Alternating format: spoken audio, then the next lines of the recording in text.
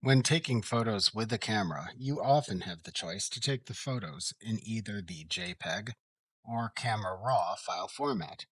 In general, many less expensive cameras only let you take JPEG photos. However, many more expensive models offer the option of taking photos in either JPEG or Camera RAW formats. JPEG is a photo file format associated with file types that end with either a .jpg or .jpeg file extension. However, there are many different types of Camera RAW file formats available. Commonly used Camera RAW file formats include .nef, .cr2, and .crw, among others. You should choose the default file type you want to use to take photos before you take pictures with your camera. JPEG, which stands for Joint Photographic Experts Group, is the most common image file type. When a camera produces a JPEG file, it compresses it before saving it.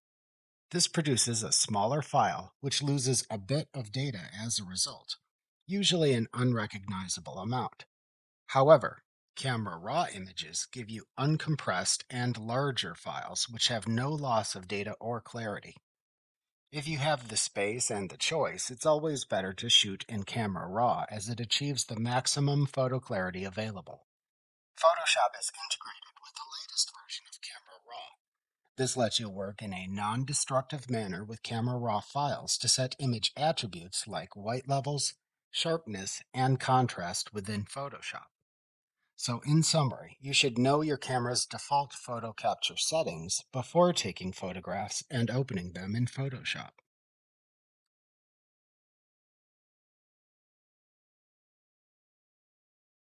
This chapter shows you how to process Camera RAW images in Photoshop.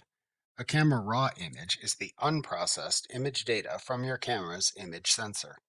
You can use the Camera RAW feature of Photoshop to open the Camera RAW file and process it, instead of relying on the camera to process it. This lets you apply custom image settings, like setting the white balance and tonal range, for example. You can then import a copy of the processed file into Photoshop like any other image to further edit it. Photoshop lets you save the adjustments you make to the Camera RAW image data separately from the actual Camera RAW image. This lets the Camera Raw image function as a type of digital negative for the adjustments you make. You can save the Camera Raw adjustment settings in Photoshop as a separate XMP sidecar file in the same folder as the Camera Raw image, or within the file itself if you choose to save it as a DNG file, which we will discuss later. Keeping the Camera Raw adjustments separated from the actual Camera Raw data lets you delete the separate adjustment settings file to remove them. You can then reprocess the Camera Raw file several times if desired to specify the exact settings you want. After processing a Camera Raw file, you import a copy of it into Photoshop using the selected settings adjustments. You can then edit the image in Photoshop and save it as one of the many other types of image files you can create in Photoshop. This lets you save the original raw camera data and its adjustments while editing the copies of that data you import into Photoshop.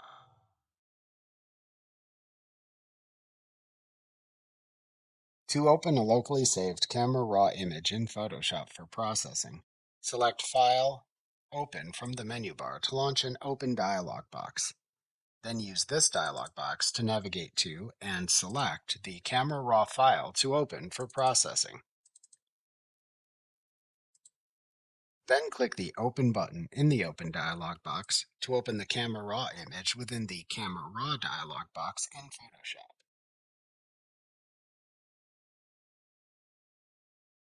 After opening a Camera Raw file for processing in Photoshop, it opens within the Camera Raw dialog box. This dialog box contains the tools and settings used to import and process the Camera Raw data and save those Camera Raw adjustments if desired. At the top of the dialog box is the title bar, which shows the version of Camera Raw installed. Below that is a bar that shows the Camera Raw file name and camera used to take the photo. At the right end of this bar are the Convert and Save Image, Open Preferences dialog, and Toggle Full Screen Mode buttons. You can click the Convert and Save Image button to open the Save Options dialog box, which you can use to save a copy of the camera raw image as a different file type, like DNG, with the settings you specify. This will be discussed in a separate lesson. However, note that you can hold down the Alt key on your keyboard and then click the Convert and Save Image button to convert and save a copy of the image, but bypass the Save Options dialog box if desired. Clicking the Open Preferences dialog button opens the Camera Raw Preferences dialog box, which is also discussed in a separate lesson. You can click the Cancel button in this dialog box to close it if needed. Finally, clicking the Toggle Full Screen Mode button toggles the Camera Raw dialog box between a full screen and a smaller version of the dialog box. At the far right side of the dialog box is the toolbar of the Camera Raw dialog box, which contains buttons that let you edit and correct the image while processing it. The buttons are, from top to bottom, Edit, Crop, Healing, Masking, Red Eye, Snapshots, Presets, More Image Settings, and at the bottom, the Zoom tool, the Hand tool, Toggle Sampler Overlay, and Toggle Grid Overlay buttons. At the right side of the dialog box are tabbed panels for the Edit, Crop, Healing, Masking, Red Eye, Snapshots, and Presets tool, depending on which tool is selected. In the upper right corner is the image's histogram showing the tonal range of the image at its current settings. As you make editing adjustments in the tabs in the Edit panel, when the Edit button in this toolbar is selected, the data in the histogram automatically updates.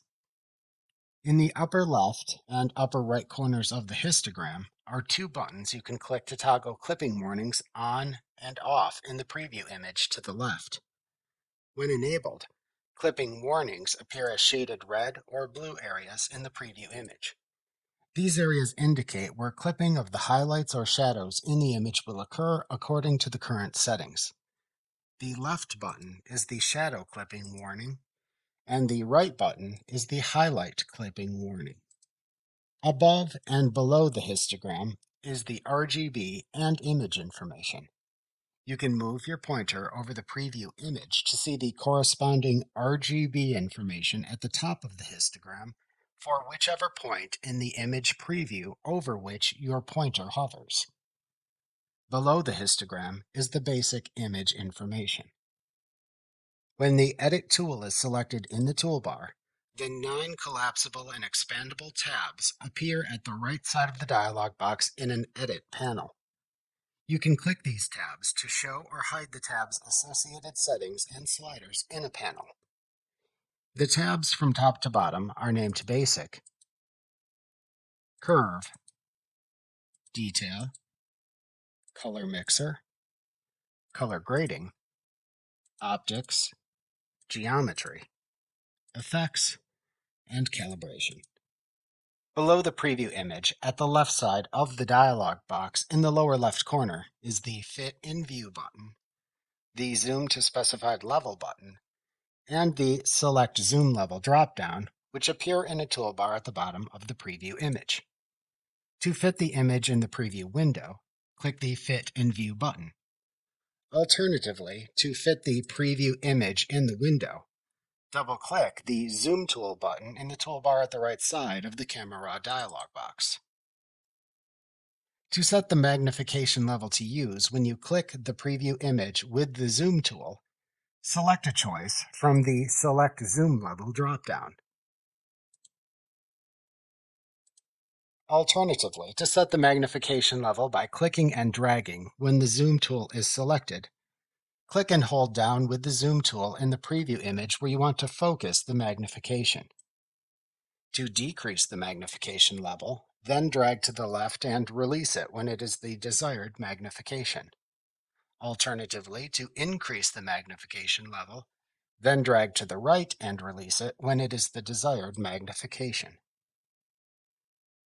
The Zoom tool is the default tool selected in Camera Raw when the Edit button is selected in the toolbar. To zoom in to the set magnification level when it is selected, hold your mouse pointer over the preview image and click to zoom in to the area at which you click. To zoom out to fit the image in the preview area again, click again. Alternatively, to zoom in or out when the zoom tool is not selected, directly click the Fit in View or Zoom to Specified Level button.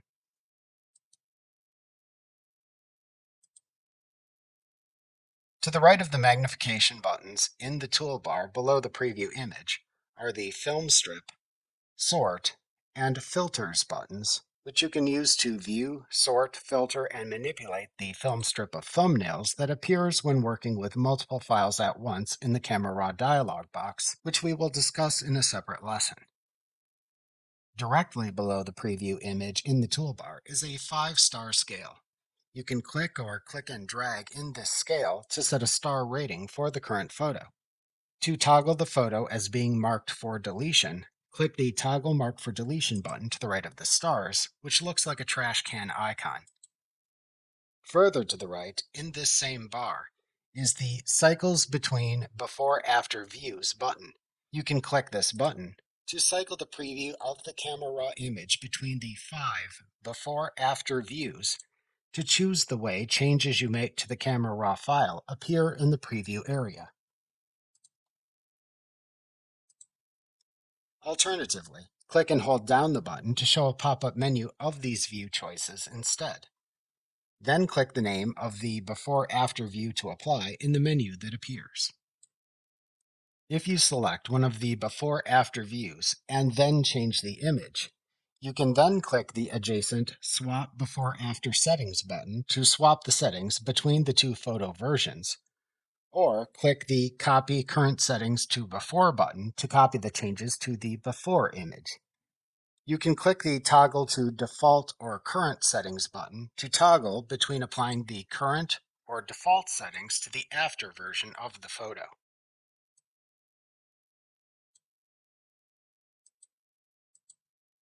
In the center of the bar, at the bottom of the dialog box, you can use the Color Space Info link to show the Workspace category of the Camera Raw Preferences dialog box, which lets you select a different preset or specify values in the color space, image sizing, output sharpening, and Photoshop sections, and then click the OK button to apply them if needed.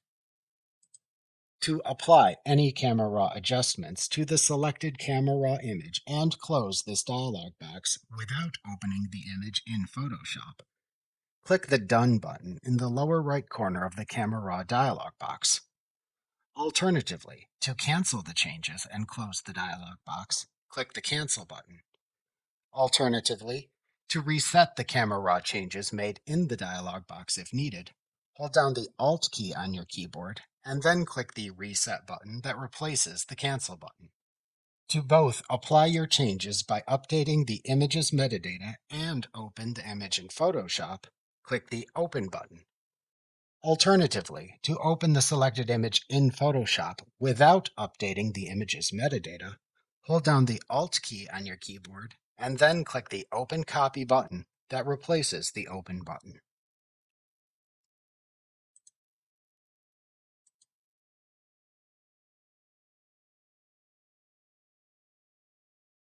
The toolbar at the right side of the Camera Raw dialog box contains buttons for tools and buttons that change the panel to its left, where you can then access more tools and settings to edit the current Camera Raw image. You can click the Edit button in the toolbar, which is selected by default, to view its panel tabs to the left in the Edit panel.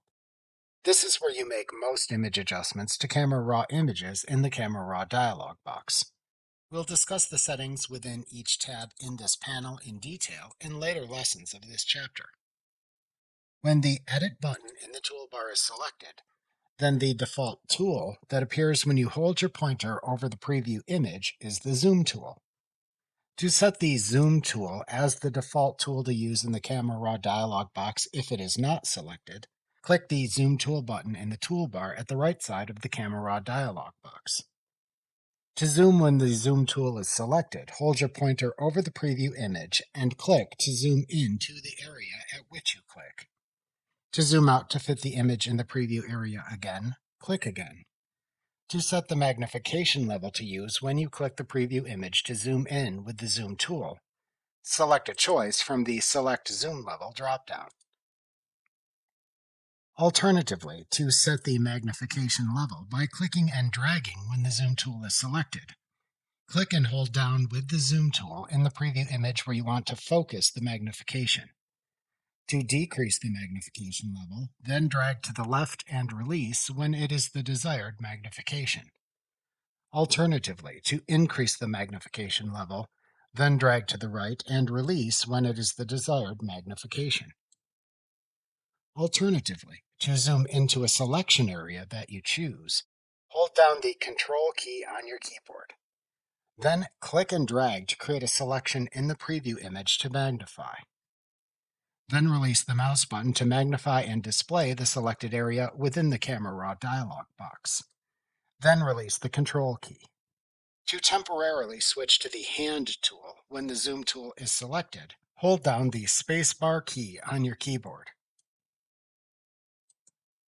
To temporarily switch to the White Balance tool instead, hold down the Shift key. To use the Hand tool by default in the Camera Raw dialog box in Photoshop, click the Hand tool button at the bottom of the toolbar at the right side of the Camera Raw dialog box. The Hand tool lets you scroll and pan the preview image in the window. Click and drag the preview image when using the Hand tool in the Camera Raw dialog box to move it in the preview window. To temporarily switch to the Zoom tool when the Hand tool is selected, hold down the Control key or Alt key on your keyboard. To temporarily switch to the White Balance tool instead, hold down the Shift key.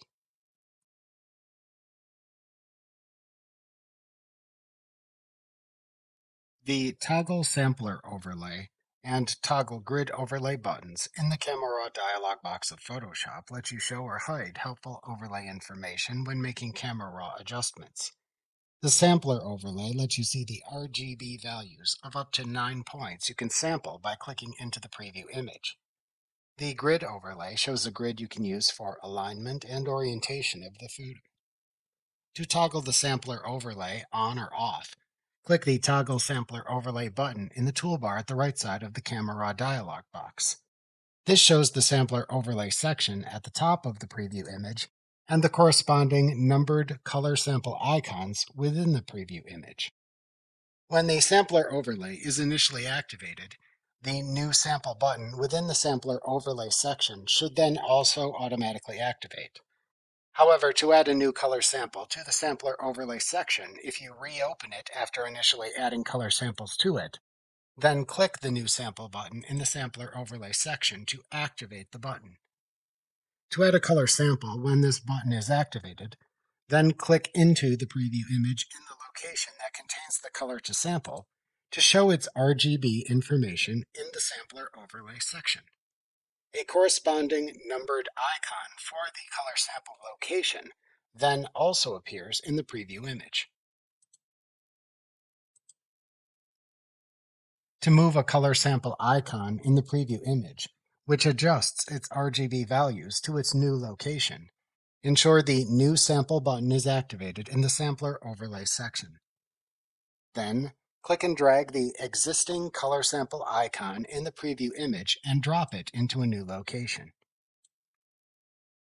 To delete a color sample in the Sampler Overlay, ensure the New Sample button is activated, and then hold down the Alt key or Option key for Macs on your keyboard. Then hold the mouse pointer over the color sample icon in the preview image to delete until a scissors icon appears next to the mouse pointer. Then click to delete the color sample. Then release the keyboard key. Alternatively, to clear all color samples in the Sampler Overlay, click the Reset Sampler button in the Sampler Overlay section above the Camera Raw preview image. To toggle the Grid Overlay on or off, Click the Toggle Grid Overlay button in the toolbar at the right side of the Camera Raw dialog box. This shows the grid overlay on the preview image. A grid overlay section also appears at the top of the Camera Raw preview image.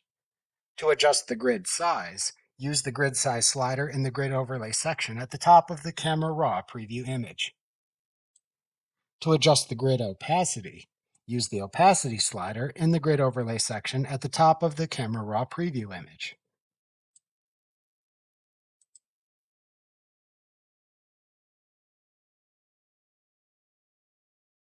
Before you process Camera Raw photos using the Camera Raw dialog box in Photoshop, ensure you select the desired process version. A process version in the Camera Raw dialog box in Photoshop determines how Photoshop translates your Camera Raw file format. To select a Camera Raw process version in Photoshop, click the Edit button in the toolbar at the right side of the Camera Raw dialog box. Then click the Calibration tab in the Edit panel to the left of the toolbar to expand it if needed. The current process version for the selected Camera Raw file appears in the Process dropdown. It defaults to using the most recent version. A process version is a method of translating the Camera Raw data so you can access the tools and settings available for that process version of Camera Raw in this dialog box. The most current process version contains the most tools and settings available. However, if you had previously opened the current Camera Raw image in a previous version of Photoshop, you may see an older process version appear. To select which process version to apply to the current Camera Raw image, click the Process drop-down and select a choice. Using the most current process version lets you have the most improved and current tools and process settings available. However, you can also select an older version if needed for your workflow or for consistency between the process settings applied to your Camera Raw files.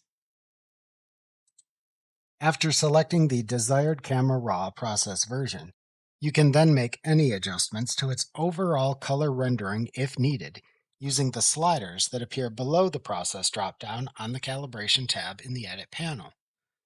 Most camera models interpret color in photos in minutely different ways from one another, which can change the overall color that appears in the Camera Raw photo. The settings on the Calibration tab in the Edit panel in the Camera Raw dialog box in Photoshop let you tweak these overall color settings to correct any color variations if needed.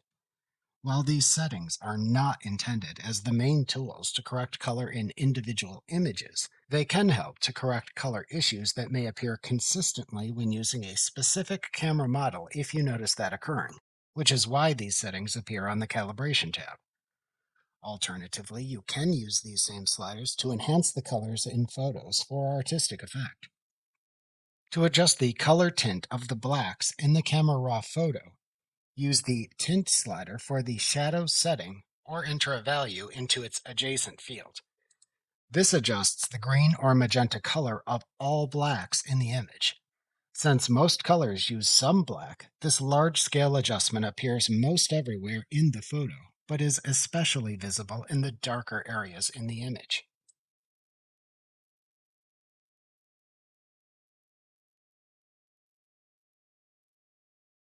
The red primary, green primary, and blue primary settings let you adjust the hue and saturation of the primary red, green, and blue colors in the photo. Since all color is created using RGB values, though, changing these colors affects all image color, emphasizing the specific color you are adjusting. To change the hue of any of these color settings, use its Hue slider or enter a value into its adjacent field. To change the color intensity of any of these color settings, use its Saturation slider.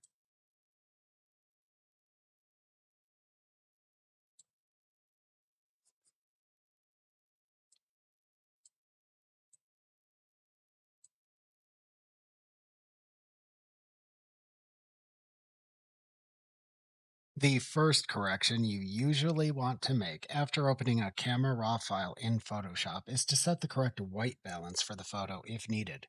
The white balance of a Camera Raw image is recorded by the camera as metadata when the image is taken.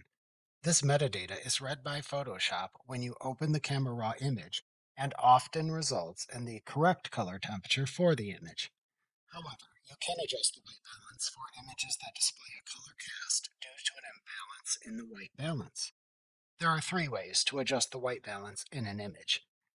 The easiest way to automatically adjust the white balance in the Camera Raw dialog box in Photoshop is to use the white balance tool. To use the white balance tool in the Camera Raw dialog box in Photoshop, click the Edit button in the toolbar of the Camera Raw dialog box if needed to show the Edit panel to its left. If needed, then click the Basic tab in the Edit panel to expand it and show its settings. Then click the White Balance Tool button in the expanded Basic tab of the Edit panel to change your pointer into the White Balance tool. Then find a neutral gray area in the image. If a neutral gray area is not available, you can also find a white area. However, make sure the white area is not specular white. This means you should try to select a white object in the photo versus a source of white that is from light or a reflection of light. After finding the gray area or white area, click it with your pointer to automatically correct the image's white balance. To turn off the white balance tool after correcting the white balance, click the White Balance Tool button in the expanded Basic tab of the Edit panel again. Alternatively, to adjust the white balance in a Camera Raw image by using a white balance preset, select a preset white balance level from the White Balance dropdown in the expanded Basic tab of the Edit panel after clicking the Edit button in the toolbar of the Camera Raw dialog box. The default setting, as shot, shows the white levels using the Camera Raw Photos metadata. This is often the same white balance as selecting the Auto preset too. Alternatively, to manually adjust the white balance in a Camera Raw image in Photoshop if the available automatic methods do not correctly adjust the white balance, use the adjacent temperature and tint sliders on the Basic tab in the Edit panel to adjust the temperature and tint of the image. If preferred, you can also enter temperature and tint values into the adjacent value fields for each slider. The temperature slider uses the Kelvin color temperature scale. You can adjust the temperature slider to the left to add more blue to an image that contains too much yellow. Conversely, you can slide the same slider to the right to add more yellow to an image with a blue color cast. This corrects the color temperature of the light used when the photo was taken. The tint slider adjusts the white balance to correct magenta or green color casts in an image. You can move the slider to the left using negative values to add more green to the image. Conversely, sliding the same slider to the right using positive values adds more magenta to the image.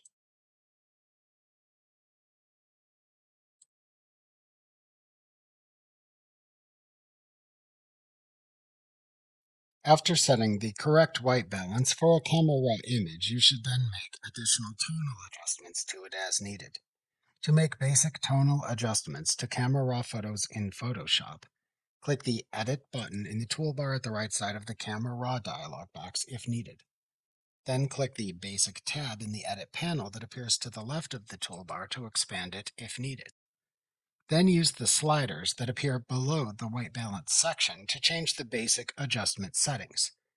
These specific sliders shown in this section depend on the process you chose from the Process dropdown on the Calibration tab.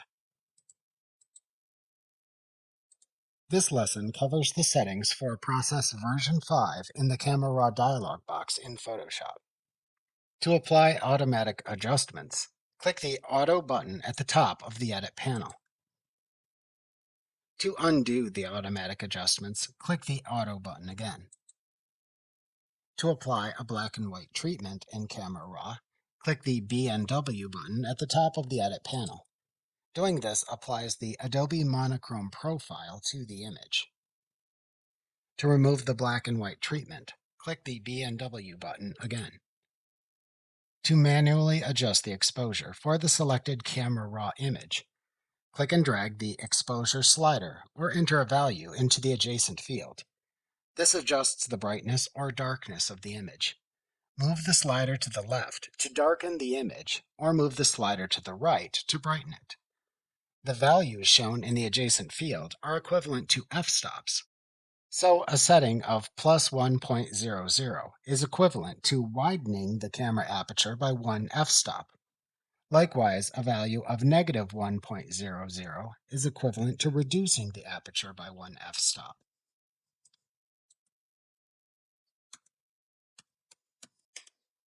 Alternatively, to use the exposure slider to preview where highlights are clipped in an image, hold down the Alt key on your keyboard or the Option key for Mac when dragging the exposure slider to show clipped regions as colored areas in the image. The color indicates areas clipped in only one or two color channels. Non-clipped areas appear black.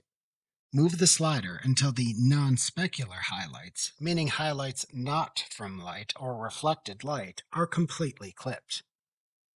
Then slightly reverse the adjustment you made. To manually adjust the contrast of a camera raw image, use the Contrast slider. Generally, you should only adjust the contrast of an image after adjusting its exposure, shadows, and brightness. You can slide the slider to the left to decrease the values, resulting in less mid-tone contrast in the image by lightening middle to dark image areas and darkening middle to light image areas. You can slide the slider to the right to increase the values, resulting in more mid-tone contrast in the image by darkening middle to dark image areas and lightening middle to light image areas. You can also enter values into the adjacent field for the slider if preferred. The Highlight slider helps recover details in overexposed highlight areas of an image.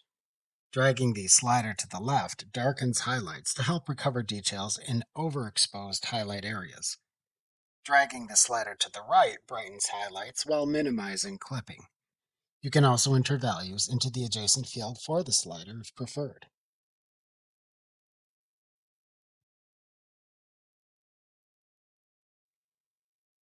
The Shadows slider recovers details in underexposed shadow areas in the image.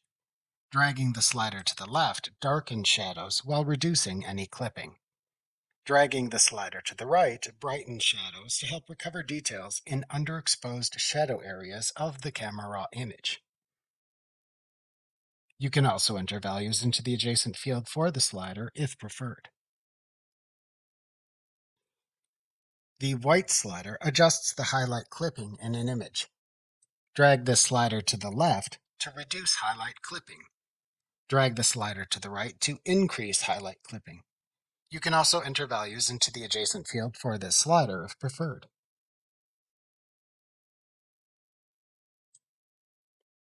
The Black slider adjusts the shadow clipping in an image.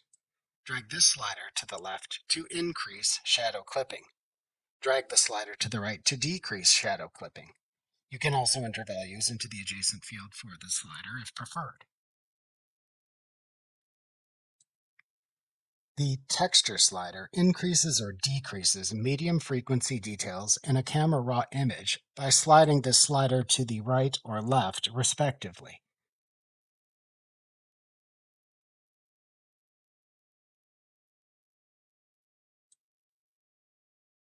The Clarity slider increases or decreases local contrast in a wide range, with the greatest effect on the midtones, by sliding the slider to the right or left, respectively.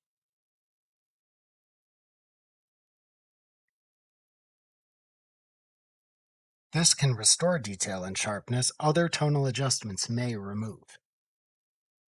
The Dehaze slider helps you to remove haze from an image or add haze to an image. Drag this slider to the right to increase the removal of haze in an image, or drag it to the left to add haze to an image. You can also enter values into the adjacent fields for all three of these sliders if preferred. The Vibrant slider adjusts color saturation so clipping is minimized as colors approach full saturation. It does this by changing the saturation of all lower saturated colors without changing the higher saturated colors as much. This also helps prevent skin tones from becoming oversaturated. Drag this slider to the right to increase saturation, or slide it to the left to decrease saturation. Similarly, the saturation slider equally adjusts the saturation levels of all color in the image from pure monochrome to double saturation. Drag the slider to the right to increase all color saturation, or drag it to the left to decrease all color saturation. If preferred, you can also enter values into the adjacent fields for both these sliders, which range in values from -100 to +100. To temporarily hide all the white balance and basic adjustments in the preview image in Camera Raw after changing these settings, click and hold down on the eye icon in the upper right corner of the Basic tab within the Edit panel. This temporarily hides the changes in the preview image while you hold down on this icon, so you can see the changes to the Camera Raw preview image. Simply release the mouse button to restore the visibility of the changes.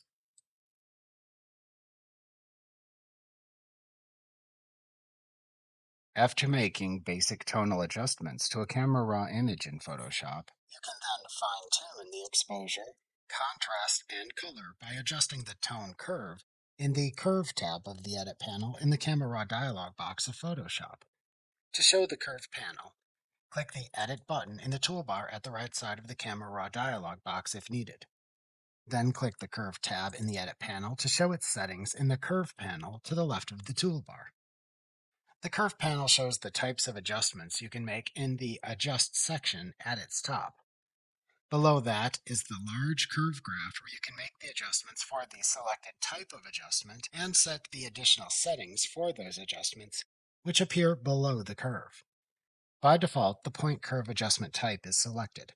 However, you can also adjust the parametric curve, the red channel curve, the green channel curve, or the blue channel curve. The large graph shows the original or input tonal range values of your Camera Raw photo across its horizontal axis. The tonal range values start with the shadows at the far left, followed by the darks, followed by lights, and ending with highlights. Each tonal range is shown by a separate section. The vertical axis shows the changed or output tonal range values. For the parametric curve and the point curve adjustments, these tonal range values show black at the bottom and then gradually change to end with white appearing at the top. For color channel adjustments, the vertical axis instead shows the selected color's complementary color at the bottom of the vertical axis and then transitions to the selected color channel's color at the top of the vertical axis. Generally, to adjust the tonal curve for whichever adjustment type you select, you click the curve at the position in the horizontal axis that represents the color tone range to adjust. You then drag upward to lighten the colors for that tonal range, or drag downward to darken the colors in that tonal range. For color channel adjustments, dragging upward increases the selected color channel's color, and dragging downward increases its complementary color in that tonal range. This then changes the entire curve if editing the parametric curve, or adds individual adjustment points to the curve if editing the point curve or any color channel adjustments.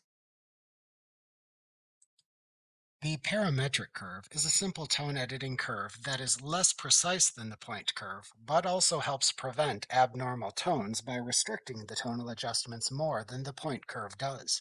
To adjust the parametric curve in Camera Raw photos in Photoshop, click the Click to Edit Parametric Curve button to select that adjustment type.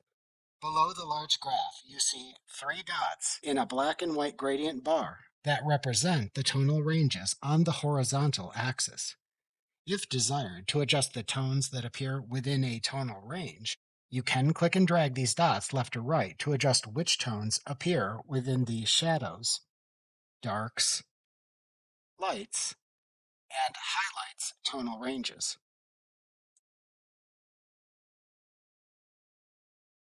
To then adjust the darkness or lightness of the colors in a tonal range, click the curve within a tonal range section in the horizontal axis and drag downward or upward respectively.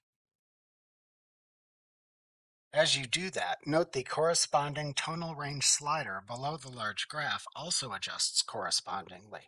If desired, you can instead slide the highlights, lights, darks, and shadows sliders left or right to darken or lighten the colors in that tonal range respectively. Changing the sliders also correspondingly changes the graph.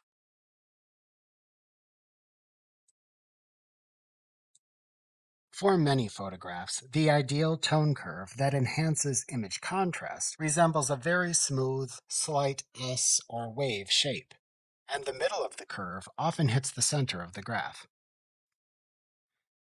There are some preset point curves that show this, so let's next discuss the point curves. To gain more precise control over the tone curves of a camera raw photo in Photoshop, click the Click to Edit Point Curve button above the graph in the Curve panel if needed. To apply a preset point curve, select either the Medium Contrast or Strong Contrast choice from the Point Curve dropdown.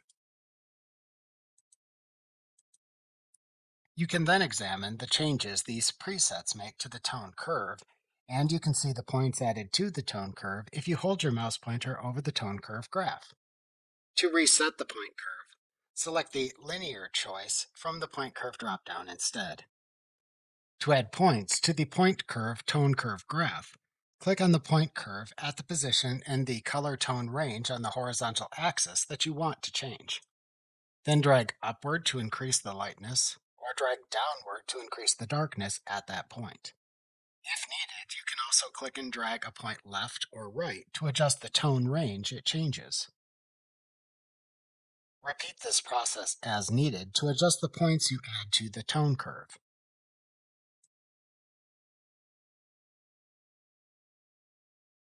You can add up to 16 points to the tone curve. To select a point in the tone curve, click it to select it. Its input and output tone values appear below the graph. To delete a point in the tone curve, click it to select it. Then press the Delete or Del key on your keyboard. Like the point curve, to edit the red, green, or blue color channel's tonality, select either the Click to Edit Red channel, Click to Edit Green channel, or Click to Edit Blue channel button above the graph as desired. Then click on the point curve at the position in the color tone range on the horizontal axis to change. Then drag upward to increase the color of the selected color channel, or drag downward to increase its complementary color at that point. If needed, you can also click and drag a point left or right to adjust the tone range it changes. Repeat this process as needed to adjust the points you add to the tone curve.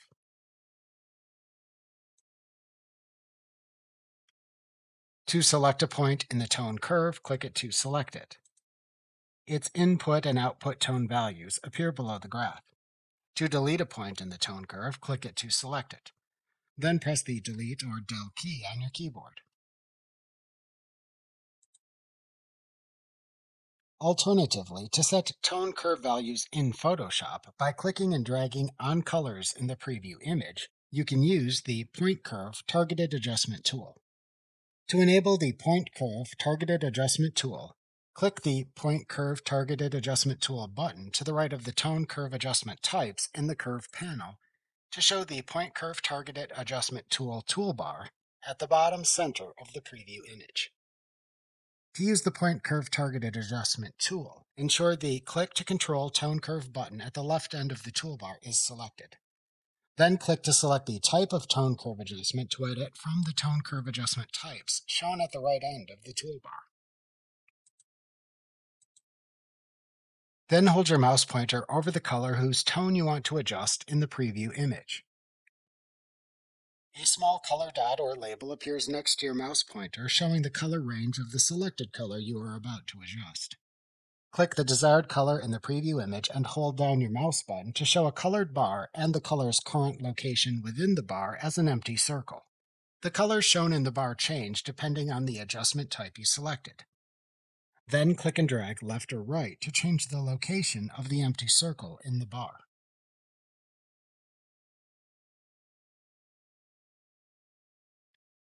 Then release your mouse button when it is the desired tone. You can click and hold down again in the same initial location to double check your adjustment in the color bar if desired.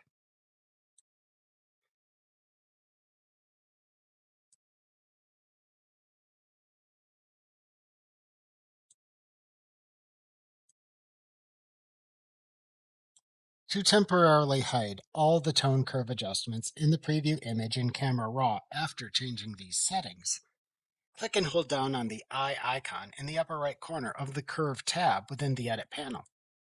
This temporarily hides the changes in the preview image while you hold down on this icon, so you can see the changes in the Camera Raw preview image. Simply release the mouse button to restore the visibility of the changes.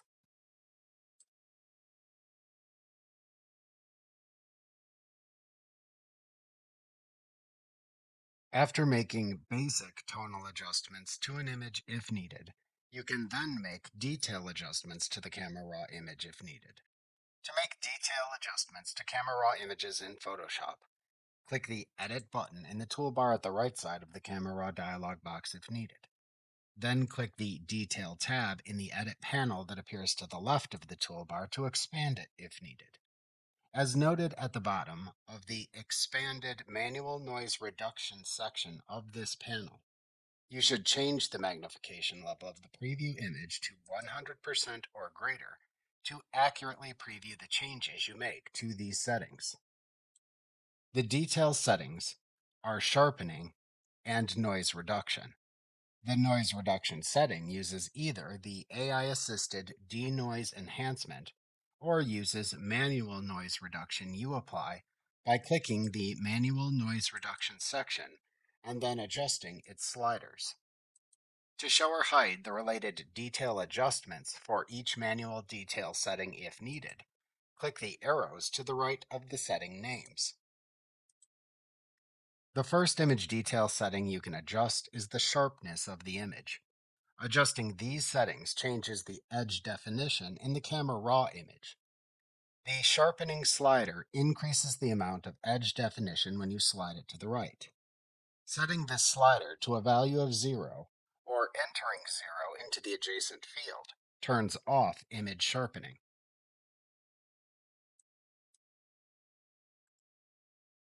The radius slider adjusts the size of the details to which edge sharpening is applied. This should be set to a lower setting for an image with fine details. An image with larger details may be able to use a larger setting.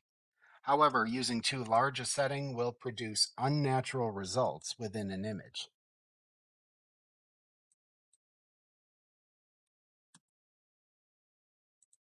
The Detail slider lets you adjust how much sharpening is applied to edges and to textures in the image.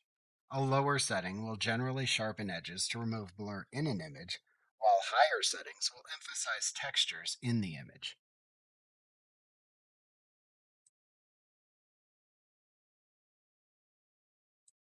The Masking slider controls the edge mask.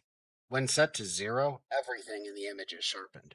When set to 100, most of the sharpening occurs on the strongest edges in the image.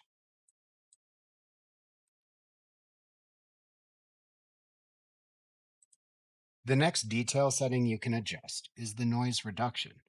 Adjusting the noise reduction settings adjusts the color saturation of the image to remove noise. Image noise are the additional visible bits of colors that can appear in images and which can degrade image quality. To use AI enhanced noise reduction, if available for your Camera Raw image, click the Denoise button to open an Enhance dialog box. The preview of the enhanced image appears at the left side of the dialog box. To zoom out the preview, click the Zoom Out button at the bottom of the preview. To zoom in again, click the area of the zoomed out preview to magnify.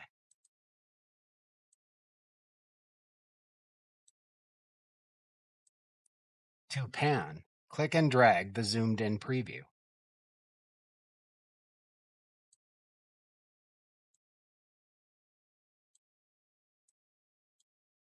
To adjust the amount of AI noise reduction to apply, click and drag the Amount slider under the Denoise checkbox at the right side of the Enhanced dialog box.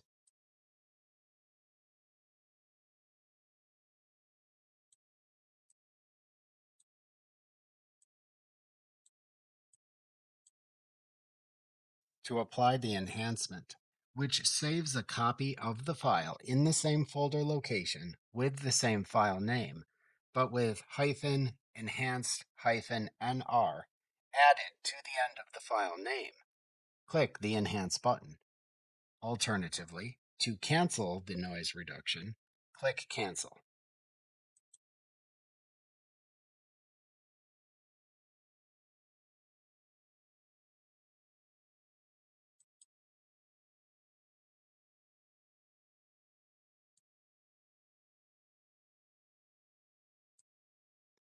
Alternatively, to manually apply noise reduction, use the Luminance slider in the expanded Manual Noise Reduction section to adjust the grayscale noise in the image.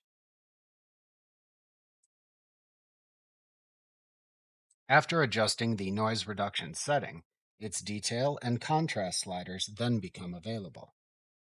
You can use the Detail slider to set the grayscale noise threshold. A higher setting preserves more details but may produce a noisier image. Lower values produce cleaner images but may lose some details. The Contrast slider controls the grayscale noise contrast. At higher settings, this may produce noisy blotches but preserve contrast. Lower settings will produce smoother results but reduce contrast in the image. To manually adjust color noise in the image, then use the Color slider in the expanded Manual Noise Reduction section to adjust the color or chroma noise in the image. You can use the Detail slider to adjust the color noise threshold. When set to a higher value, this protects thin color edges, but can also produce color speckling. Lower values can remove color speckling, but may result in color bleeding.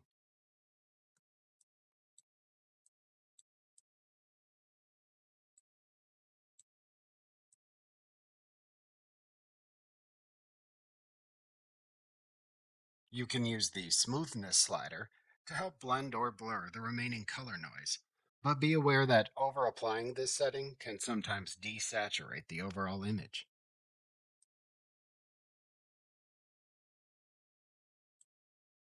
To temporarily hide all detail adjustments in the preview image after changing these settings, click and hold down on the eye icon in the upper right corner of the Detail tab in the Edit panel.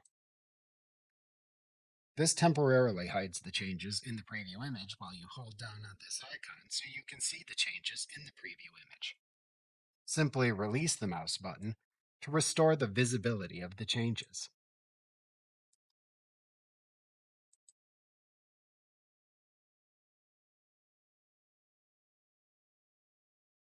The Color Mixer panel in the Camera Raw dialog box in Photoshop lets you adjust the hue, saturation, and luminance of specific color ranges in a Camera Raw image. Note that if you select the B and W button at the top of the Edit panel, then this tab is instead the B&W mixer, but its basic function of adjusting specific colors in the image remains the same. To show the Color Mixer panel in the Camera Raw dialog box in Photoshop, click the Edit button in the toolbar at the right side of the Camera Raw dialog box if needed. Then click the Color Mixer tab in the Edit panel that appears to the left of the toolbar to expand it if needed. To adjust the hue, saturation, and luminance of all colors, select HSL from the Adjust dropdown in the Color Mixer panel. Then click either the Hue, Saturation, Luminance, or All tab, below the drop-down to change the sets of color sliders that appear below the tabs. Then drag the desired color slider in the selected section or sections to the left or right to change its hue, saturation, or luminosity as desired. Alternatively, to adjust the hue, saturation, and luminance of colors by clicking and dragging in the preview image, click the Hue Targeted Adjustment Tool button to the right of the Adjust dropdown to show the Hue Targeted Adjustment Tools toolbar at the bottom center of the preview image. Ensure the Click to Control Color Mixer button towards the left end of the toolbar is selected. Then click either the Hue, Saturation, or Luminance button at the right end of the toolbar to select which attribute to adjust. Then hold your mouse pointer over the color to adjust in the preview image. Two small color dots appear next to your mouse pointer showing the color range of the selected color you are about to adjust. Click the desired color in the preview image and hold down your mouse button to show a colored bar and the color's current location within the bar as an empty circle. The colors shown in the bar change depending on the adjustment type you selected. Then click and drag left or right to change the location of the empty circle in the bar. Then release your mouse button when it is the desired tone. You can click and hold down again in the same initial location to double-check your adjustment in the color bar if desired. Alternatively, to adjust the hue, saturation, and luminance of selected colors in the Color Mixer panel, select the Color choice from the Adjust drop-down in the Color Mixer panel. The individual colors and the All Colors choice appear as buttons below the drop-down. Click to select the button for the color to adjust. Then use the Hue, Saturation, and Luminance sliders below the buttons to adjust those settings for the selected color.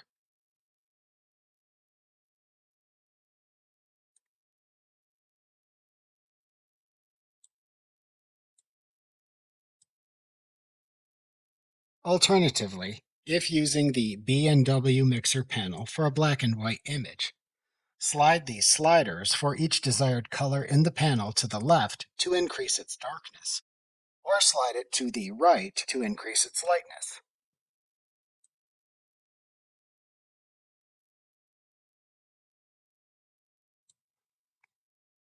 To toggle the automatic adjustments on or off, click the Auto button in the upper left corner of the B&W Mixer panel.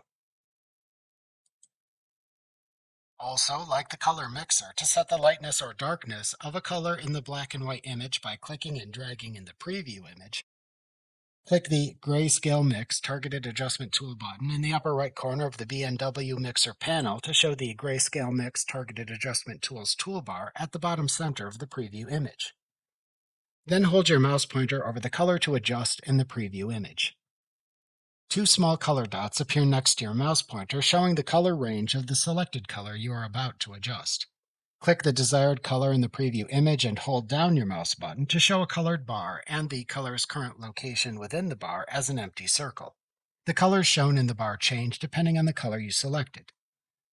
Then click and drag to the left to increase the darkness of the selected color, or drag to the right to increase its lightness.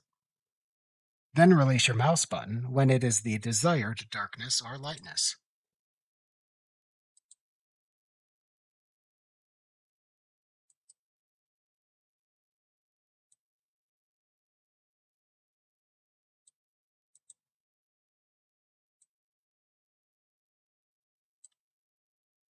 To temporarily hide all Color Mixer panel or B&W Mixer panel adjustments in the preview image after changing these settings, click and hold down on the eye icon in the upper right corner of the Color Mixer or B&W Mixer tab in the Edit panel.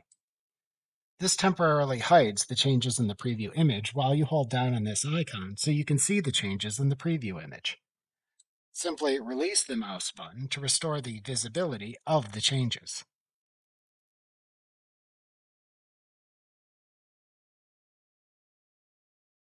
The color grading panel in the Camera Raw dialog box in Photoshop lets you apply color either globally or to only selected tonal ranges in a Camera Raw image. You can apply color using the color grading panel to either color or black and white images, depending on the desired effect you want to achieve in the Camera Raw photo. You can control the hue, saturation, and luminance of the color you apply. To show the color grading panel in the Camera Raw dialog box in Photoshop, click the Edit button in the toolbar at the right side of the Camera Raw dialog box if needed. Then click the Color Grading tab in the Edit panel that appears to the left of the toolbar to expand it if needed. Then select to which tonal ranges in the Camera Raw photo to apply a color by clicking a button to the right of the Adjust label at the top of the color grading panel for the desired tonal range or ranges to show below it. Selecting the three-way button shows three separate color circles for the midtones, shadows, and highlights. Selecting either the shadows, midtones, or highlights button shows only the color circle for the selected tonal range. Selecting the global button shows one circle for all tonal ranges. To adjust the color for the selected tonal range, click and drag in its color circle to set its hue and saturation values. After setting the desired hue and saturation, then use the luminance slider below the color circle to set the color's desired luminance value. If viewing an individual color circle in the color grading panel, you can also use sliders to set the desired hue and saturation values by clicking the arrow button towards the lower right corner of the circle above the luminance slider to expand it and show the hue and saturation sliders. You can then use the sliders to set each slider's value or type of value into its adjacent field.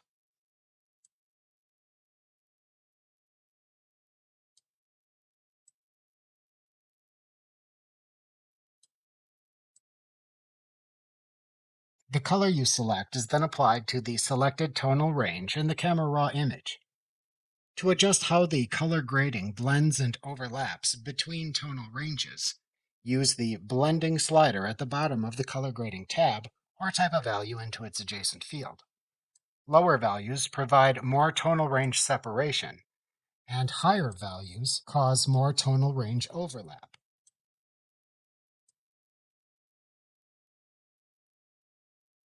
To adjust the color grading balance between the lighter and darker colors, use the Balance slider or enter a value into its field. Sliding to the left or using negative values emphasizes shadows, and sliding right or using positive values emphasizes highlights. To temporarily hide all color grading panel adjustments in the preview image after changing these settings, click and hold down on the eye icon in the upper right corner of the Color Grading tab in the Edit panel. This temporarily hides the changes in the preview image while you hold down on this icon.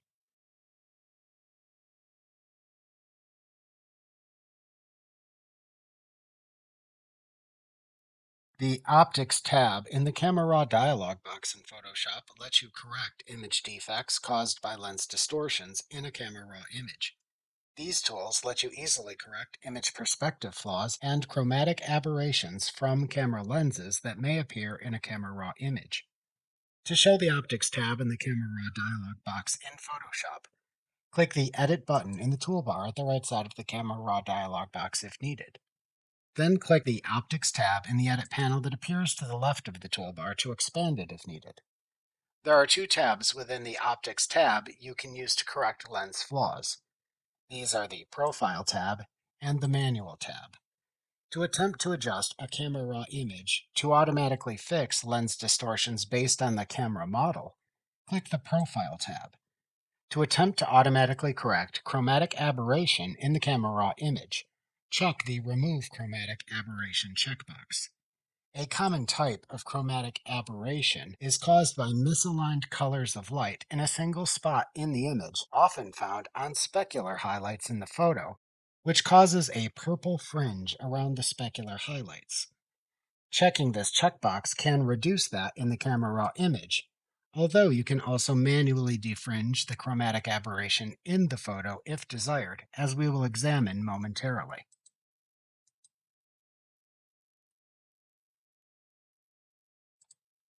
To attempt to automatically correct lens distortions for the Camera Raw image's camera lens profile, check the Use Profile Corrections checkbox. If Photoshop cannot locate a matching lens profile automatically, a warning message appears to tell you that fact. To specify a new lens profile default to use, or to set a custom lens profile if needed, click the arrow to the right of the Use Profile Corrections checkbox to expand it. If you click the Setup drop-down, you can select Auto to automatically detect the photo's lens, Default to use a saved default lens profile, or Custom to select a custom lens profile. To create a custom lens correction profile, which you can then save as a default if desired, select the Camera Make from the Make drop-down. Then select the camera's lens model from the Model drop-down for the make of camera you selected. To select a different profile for that model if available, select it from the Profile drop-down. To save any manual distortion or vignette correction with the profile, use the Distortion and/or Vignette slider to set the desired values. To save this camera lens profile as the new default if desired, click the Setup drop-down and then select the Save New Lens Profile Defaults command. These saved settings then appear when you select the default choice from the Setup drop-down in the future. To reset the default lens profile if needed, click the Setup drop-down and select the Reset Lens Profile Defaults command from the drop-down menu. Alternatively, to manually correct for vignetting or distortion in a photo, click the Manual tab in the Optics tab. Then use the Distortion and/or Vignette slider to set the desired values. The Distortion slider corrects both barrel distortion, which causes straight lines to appear to bend outward, and pincushion distortion, which makes straight lines appear to bend inward.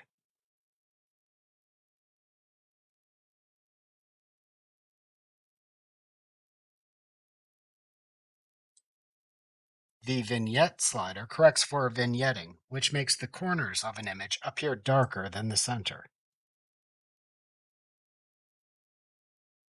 To manually remove chromatic aberration fringe on either the Profile or Manual tab, click the arrow next to the Defringe section in the Optics tab to expand it. To defringe the photo by sampling the color in the chromatic aberration fringe, click the Sample Fringe Eyedropper tool button, and then click into the fringe color to remove it.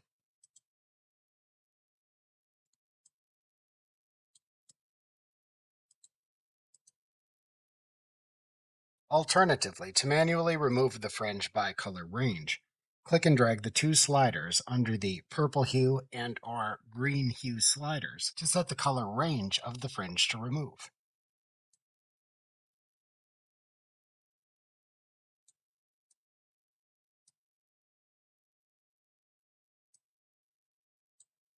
Then use the purple amount and/or green amount slider to set the amount of purple or green fringe to remove.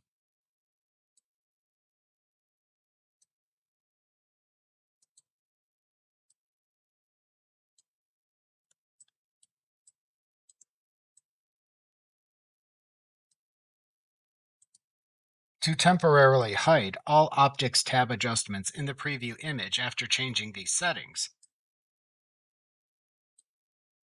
click and hold down on the eye icon in the upper right corner of the Optics tab in the Edit panel. This temporarily hides the changes in the preview image while you hold down on this icon so you can see the changes in the preview image. Simply release the mouse button to restore the visibility of the changes.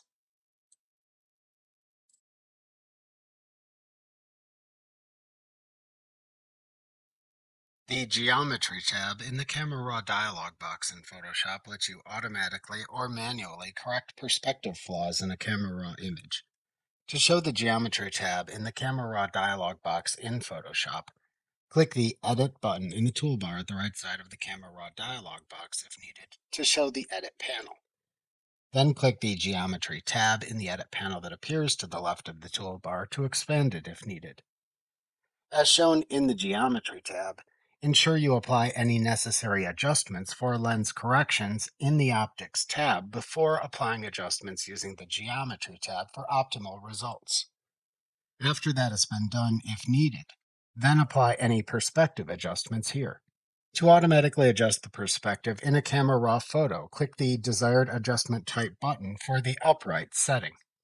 Before applying upright adjustments, if you want to prevent these adjustments from creating blank wedges at the sides of the photo, check the Constrain Crop checkbox in the Geometry tab. To disable upright, if an automatic adjustment you select warps the photo even more, click the Off Disable Upright button. To automatically apply balanced perspective corrections, click the Auto Apply Balanced Perspective Corrections button. Alternatively, to only adjust the level, which often fixes slightly crooked photos, click the Level Apply Only Level Correction button. To instead apply both level and vertical perspective corrections, which both fixes crooked photos and photos taken from a low level that causes converging vertical lines, click the Vertical Apply Level and Vertical Perspective Corrections button. Alternatively, to apply level, vertical, and horizontal perspective corrections, which fixes crooked photos and both converging vertical and horizontal lines, click the Full Apply Level, Horizontal, and Vertical Perspective Corrections button. Alternatively, to manually draw guides to fix perspective issues in a photo, click the Guided Draw Two or More Guides to Customize Perspective Corrections button. Then ensure the Draw Guides button and the Show Guides checkbox that appears below in the Geometry tab are activated and checked, respectively. If desired, to show the Loop tool while drawing your guides, check the Loop checkbox. Then draw two or more horizontal and/or vertical lines in the preview image to show Photoshop where to make your desired vertical and horizontal perspective corrections.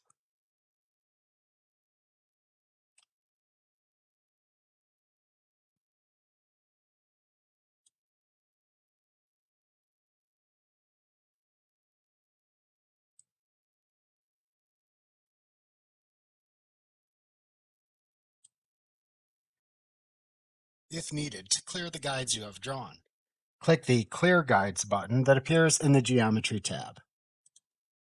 Alternatively, to make manual perspective corrections to a Camera Raw photo, click the Manual Transformations button to expand that section and show its sliders if needed. Then use the sliders or enter values into their adjacent fields to manually correct the photo's perspective issues.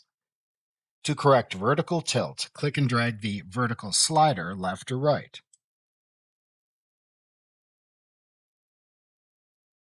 To correct horizontal tilt, click and drag the horizontal slider left or right. To rotate the image to fix a crooked photo, click and drag the rotate slider left or right.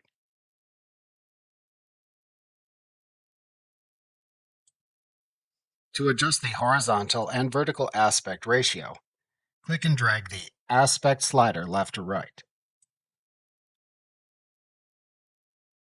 To change the scale of the photo, click and drag the scale slider left or right.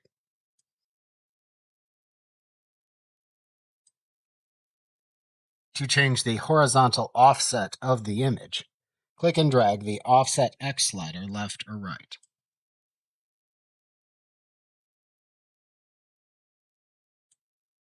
To change the vertical offset of the image, click and drag the Offset Y slider left or right. To temporarily hide all Geometry tab adjustments in the preview image after changing these settings, click and hold down on the eye icon in the upper right corner of the Geometry tab in the Edit panel. This temporarily hides the changes in the preview image while you hold down on this icon so you can see the changes in the preview image.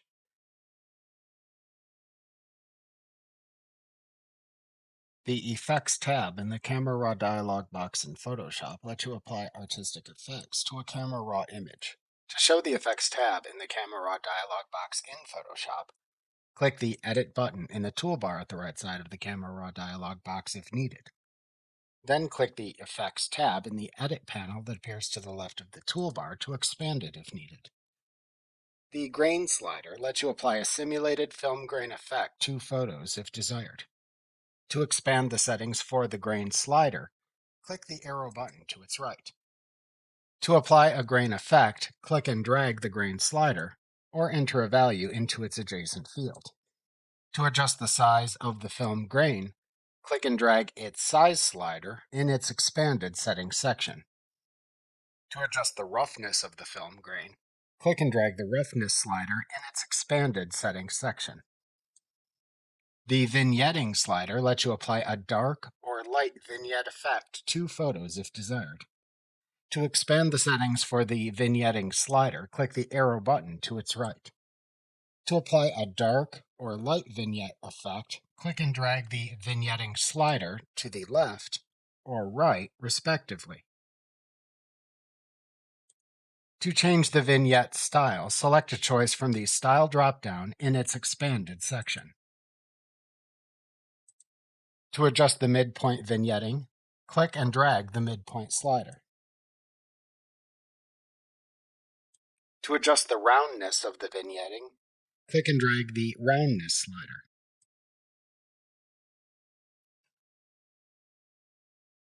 To adjust the feathering of the vignetting, click and drag the feather slider.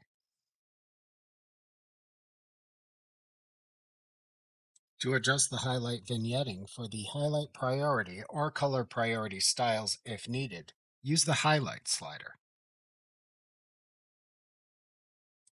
To temporarily hide all effects panel adjustments in the preview image after changing these settings, click and hold down on the eye icon in the upper right corner of the Effects tab in the Edit panel.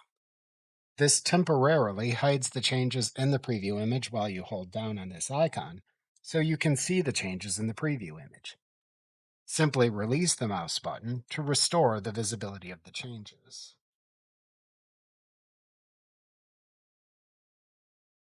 A profile in Camera Raw determines the rendering of color and tonality in your Camera Raw image. To view the current Camera Raw profile, click the Edit button in the toolbar at the right side of the Camera Raw dialog box in Photoshop. In the Edit panel that appears to the left of the toolbar, the name of the currently applied profile appears in the Profile dropdown. The Camera Raw profile you select does not change the editing values set by the sliders in the other tabs of the Edit panel, like the Basic and Detail tabs.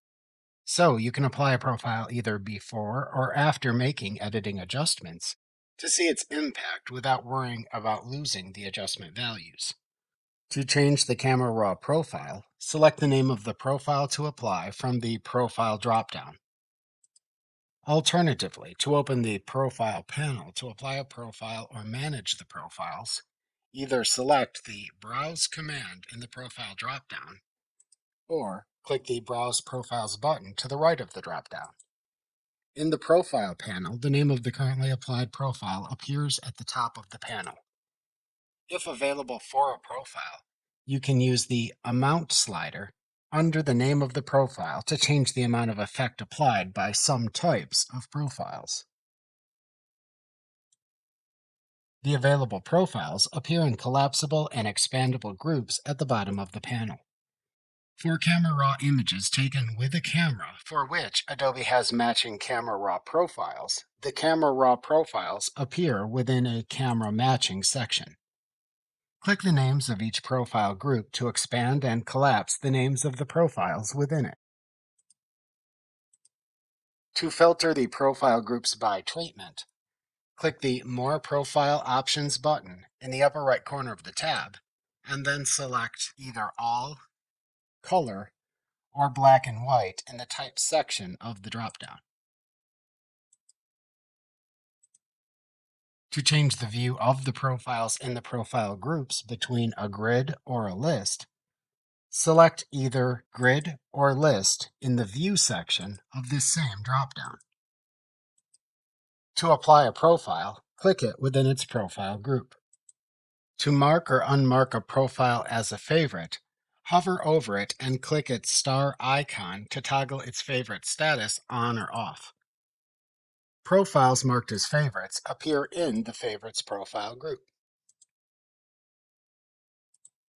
To hide a profile group, right-click the title of the profile group to hide, and then select the Hide Profile Group command to hide the group. To show hidden profile groups, right-click the title of any available profile group, and then select the Reset Hidden Profiles command. To return to the Edit panel after making your changes, click the back arrow button in the upper left corner of the Profile panel.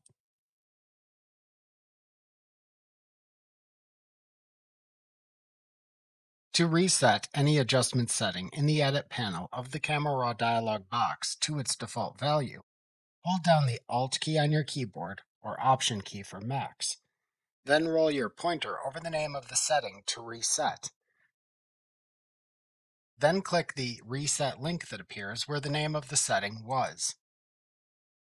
If the reset link doesn't appear, it's because the setting was not changed.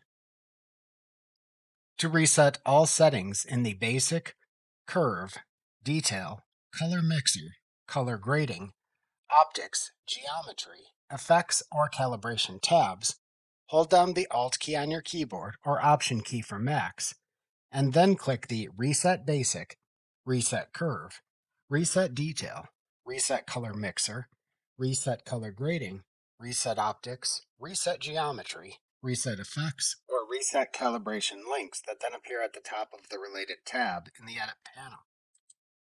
Alternatively, to reset all changed settings for a Camera Raw image within a Camera Raw editing session, hold down the Alt key on your keyboard or Option for Macs, and then click the Reset button in the bottom right corner of the Camera Raw dialog box. Alternatively, click the More Image Settings button in the toolbar of the Camera Raw dialog box, and then select the Reset to Open command. To reset the Camera Raw settings to the Camera Raw default settings as specified by the defaults set in the Camera Raw Preferences dialog box, click the More Image Settings button in the toolbar of the Camera Raw dialog box, and then select the Reset to Default command.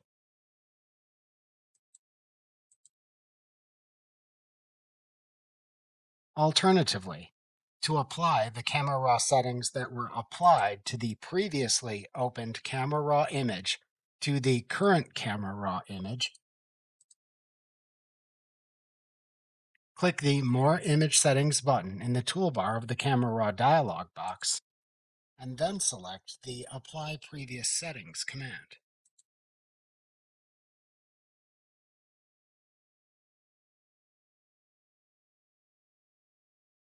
To access the cropping and rotating tools in the Camera Raw dialog box in Photoshop, click the Crop button in the toolbar at the right side of the Camera Raw dialog box. When this button is selected, the Crop tool is automatically activated by default. Additionally, the Crop tab and Rotate and Flip tab appear in the panel to the left of the toolbar, which provide additional settings. To use the Crop tool to remove unwanted parts of the image when the Crop tool is activated, first decide whether to draw an unconstrained bounding box or a constrained bounding box for the area to crop. A bounding box is the area you keep within the image when you crop the image. You remove image areas outside the bounding box. By default, the bounding box applied when you first activate the Crop tool is set to select the entire image. You can see bounding box resizing handles appear at the corners and sides of the image in the Camera Raw dialog box. A constrained bounding box always applies a bounding box that uses a fixed aspect ratio you select for its height and width. An unconstrained bounding box lets you freely adjust the height to width aspect ratio of the bounding box. To lock or unlock the aspect ratio when changing the size of the bounding box, click the Constrain Aspect Ratio button in the Crop tab in the panel to the left of the toolbar to toggle its lock icon on or off. If this icon looks locked, you apply the selected aspect ratio to the bounding box when changing its size. If the icon looks unlocked, you can freely change its aspect ratio when changing the size of the bounding box. If desired, to select the aspect ratio to apply to the bounding box, select a desired numeric ratio from the preset dropdown. Alternatively, to specify a custom numeric ratio, select the Custom Ratio command from the dropdown to open the Custom Ratio dialog box. Then enter the height to width crop ratio to use in the two fields in this dialog box from left to right, and then click the OK button. To set the size of the bounding box for the crop after choosing your desired aspect ratio settings, hover your mouse pointer over the bounding box resizing handle that corresponds to the direction in which to resize the bounding box until your mouse pointer turns into a straight double-pointed arrow. Then click and drag at that point inward or outward to change the size of the bounding box, and release the mouse when it is at the desired location. Note that you cannot extend the bounding box past the content of the image. Repeat this as needed until you have a bounding box of the desired size. If needed, to flip the height and width aspect ratio values, which changes the size of the bounding box, click the Rotate Aspect Ratio button in the Crop tab in the panel to the left of the toolbar.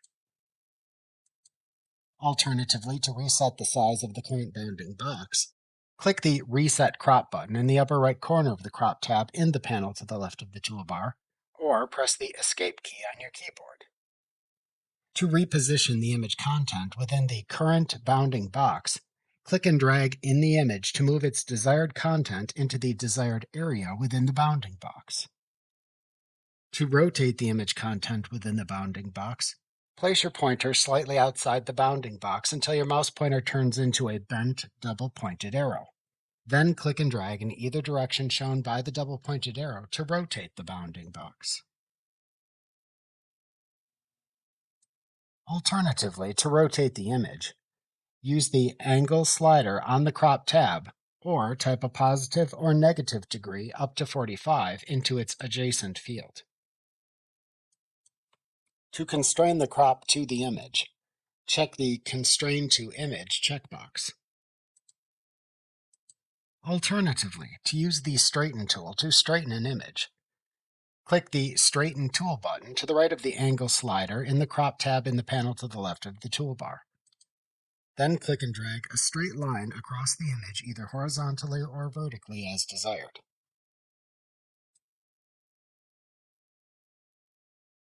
When you release the mouse button, the horizontal or vertical sides of the image are aligned to the angle of the line you drew. This also often changes the size of the bounding box to fit within the image content. To rotate or flip the image, click one of the buttons in the Rotate and Flip tab in the panel to the left of the toolbar after selecting the Crop button in the toolbar. The buttons from left to right are Rotate Image Counterclockwise, Rotate Image Clockwise, Flip Image Horizontally, and Flip Image Vertically. To apply the crop after setting its bounding box and positioning the image content within it, press the Enter key on your keyboard.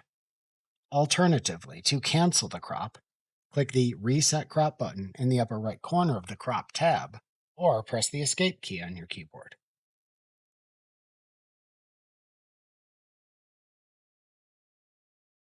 To access the Healing tool in the Camera Raw dialog box in Photoshop, click the Healing button in the toolbar at the right side of the Camera Raw dialog box to activate the Healing tool, and show the Healing tab in the panel to the left of the toolbar, which provides the tool's settings. To use the Healing tool in the Camera Raw dialog box of Photoshop, click a button at the top of the Healing tab to select the desired retouching mode. To remove content from the photo and apply content-aware healing, click the Content-Aware Remove button. This is the default healing choice.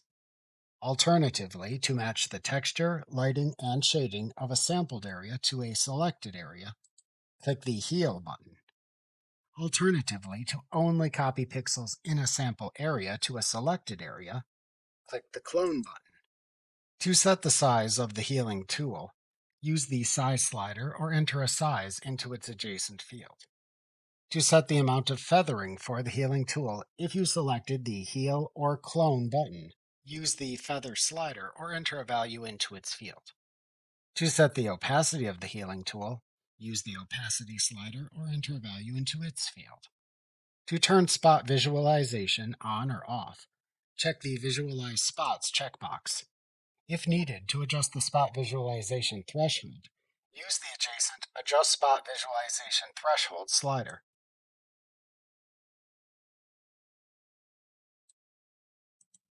After finding the spot to remove, heal, or clone, then either click or click and drag to select the area to retouch as needed.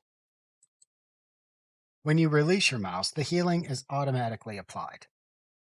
To manually select a custom source, if using the Content Aware Remove setting, hold down the Control key on your keyboard and then click or click and drag in the photo. To automatically update the selected spot with different content for all settings, click the Refresh button in the Healing tab or press the / keyboard key. Repeat this entire process as needed to heal the desired spots in the Camera Raw photo. If needed, to toggle the visibility of the pins and selection mask overlays on or off to show the sampled and selected areas for the healing spots in the photo, check or uncheck the Show Overlay checkbox.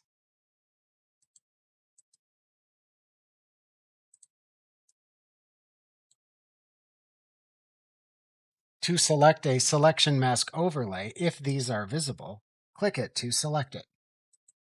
To then move either the sample area or selected area, click and drag it using your mouse and then release it.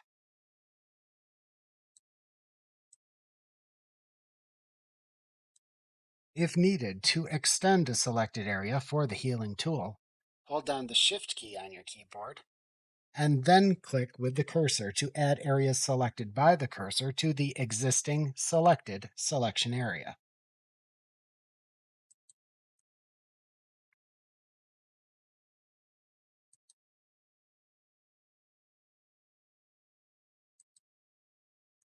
Alternatively, to delete a selected selection mask, click it to select it, and then press the Delete key on your keyboard. Alternatively, hold down the Alt key or Option key for Macs on your keyboard, and then click the selection to delete.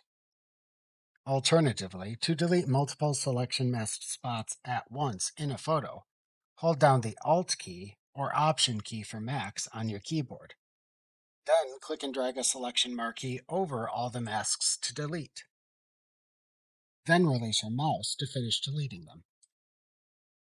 To temporarily hide the visibility of your healing spots in a photo, click and hold down on the Toggle Visibility button, which looks like an eye icon in the upper right corner of the healing panel.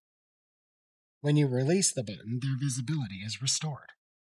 To remove all healing tool corrections in the Camera Raw image, click the Reset Healing button towards the upper right corner of the healing panel.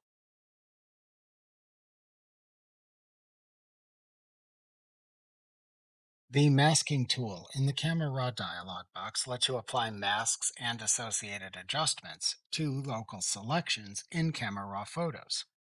Masking in photos is a more advanced Photoshop concept, and while we discuss this topic at this point in the course, because we are covering the opening and adjusting of Camera Raw images as part of a simple photo editing workflow, the terms, concepts, and techniques shown in this lesson are better suited for new Photoshop students to revisit after completing the course. A mask is a grayscale layer applied to a photo. The intensity of its applied adjustment effect is shown by the grayscale level of the mask's pixels. White pixels in the mask fully show the adjustment, and black pixels fully hide the adjustment. Gray pixels in the mask show or hide the adjustment using semi-transparency based on the gray color used. Unlike adjustments applied to standard pixel selections, masking allows for a more subtle adjustment application due to the grayscale level of the pixels in the mask. To apply a mask and adjustment to a Camera Raw photo in Photoshop, Click the Masking button in the toolbar at the right side of the Camera Raw dialog box to show the masking panel to its left. There are a variety of pixel selection tools in the masking panel which you can use to create a new mask and select the pixels to which to apply the desired adjustment effect. To create a new mask, click to select the tool to use to create the mask. To create a new mask using AI to select the photo's subject, sky, or background, click the Select Subject, Select Sky, or Select Background button in the masking panel.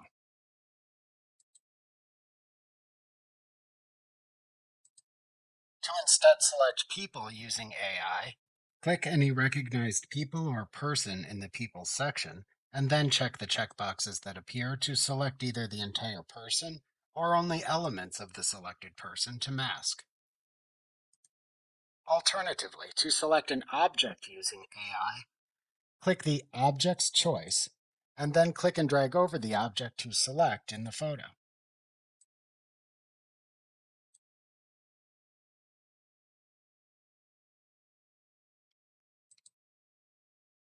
Alternatively, to create a mask using a brush, click the Brush button. To set the brush attributes, use the Size, Feather, Flow, and Density sliders to set the size, feathering, flow, and density of the brush stroke to use to apply the mask. To toggle brush edge sensitivity on or off, check or uncheck the Auto Mask checkbox. Then click and drag in the photo where you want to apply the mask.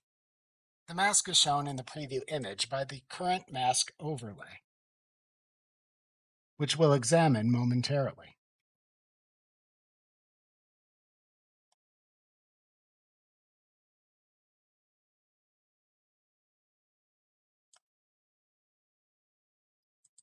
Alternatively, to create a mask using a linear gradient, click the Linear Gradient button. Then click and drag in the image from where you want the mask gradient to start being applied to where you want it to stop.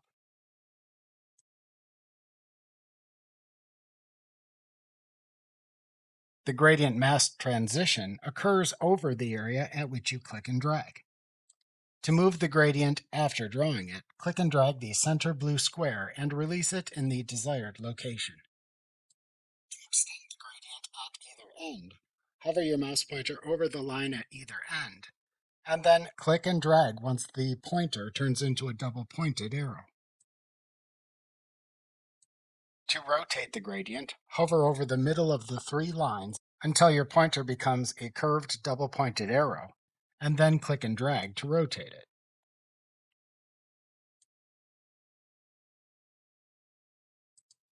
Alternatively, to create a mask using a radial gradient, click the Radial Gradient button.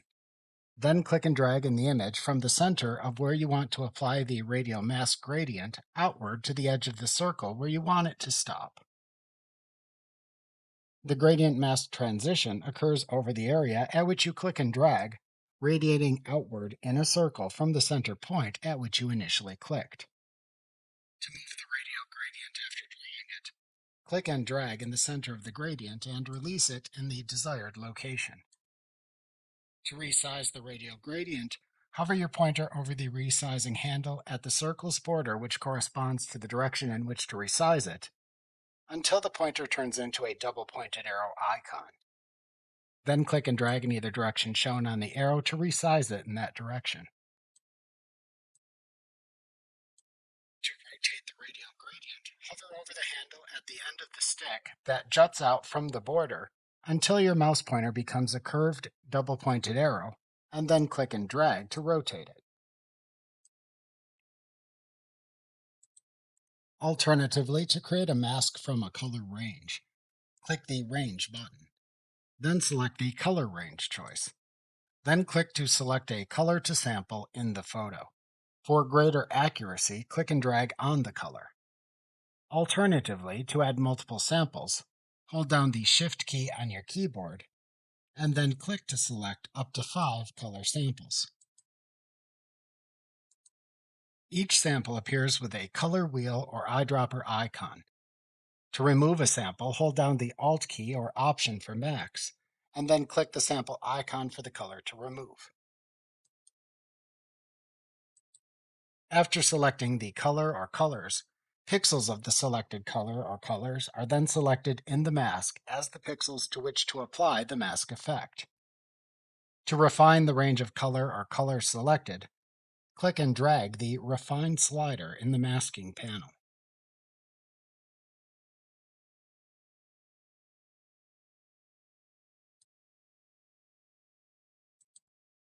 Alternatively, to create a mask from a luminance range selection, click the Range button. Then select the Luminance Range choice. Then click the luminance to sample in the photo to select it.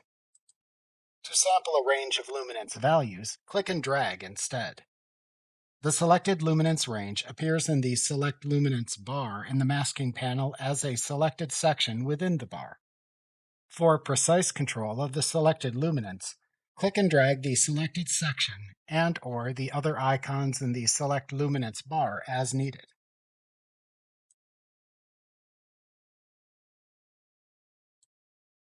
To show the selected luminance pixels in a luminance map, check the Show Luminance Map checkbox. To show the luminance map while adjusting the luminance bar if needed, hold down the Alt key or Option key for max while clicking and dragging in the luminance bar.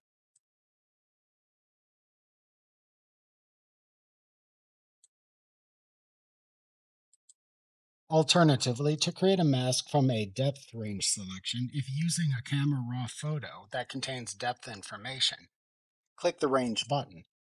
Then select the Depth Range choice. To sample a range of depth values, click and drag in the photo.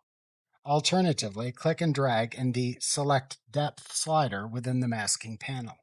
To show the selected depth pixels in a depth map, check the Show Depth Map checkbox. After creating your first mask using any of these tools, it then appears with a default name of Mask 1 in the masking panel. The tool used to create the mask selection appears indented below the mask in the masking panel.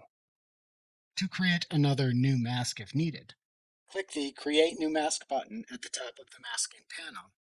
Select the tool to use to create the mask from the drop-down menu that appears, and then create the mask using the selected tool as previously shown. To select a mask to edit, if you have multiple masks in a camera raw image, click the Mask to Edit in the masking panel. To add or subtract from a selected mask in the masking panel, click the Add or Subtract button below the selected mask. Select a tool to edit the selected mask from the drop-down menu that appears, and then edit the mask using the selected tool as previously shown. Add layers add pixels that show the mask's adjustment effects, and subtract layers remove pixels to hide the mask's adjustment effects.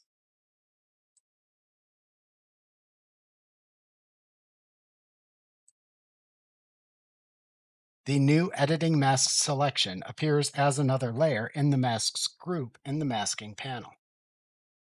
Subtract layers show a small icon to the left of the layers icon. To convert an add layer to a subtract layer or vice versa, hover over the layer mask to change, click the three-dot icon at its right end, and then select either the Convert to Add or Convert to Subtract command from the pop-up menu that appears.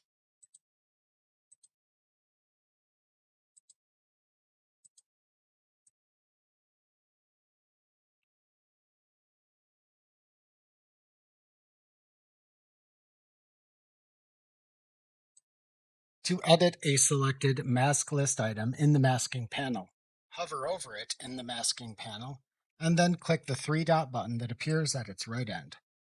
Then select the desired command to execute from the pop-up menu. To rename it, click the Rename command, type a new name in the Rename Mask List Item dialog box that appears, and then click the OK button. To intersect the current mask with another mask selection you create, which makes the mask effect only appear where the two selections overlap, roll over the Intersect Mask With choice in the pop-up menu, Select the tool to edit the mask from the drop-down that appears, and then create the editing mask selection using the tool as previously shown. To invert a selected mask list item, which changes selected pixels to non-selected pixels and vice versa, click the Invert command in the pop-up menu to toggle inversion on or off. To duplicate, hide, or delete a selected mask list item, select the Duplicate, Hide, or Delete command in the pop-up menu as needed. To change the order of the mask selection list items in the mask group, select the Move Up or Move Down command in the pop-up menu as desired. To show or hide mask overlays in the preview image, check or uncheck the Show Overlay checkbox in the masking panel. When shown to change the look of the masking overlay in the preview, click the More Overlay Settings button at the right end of the Show Overlay checkbox to show a drop-down menu of display choices. Then select the desired mask overlay choices from the drop-down menu.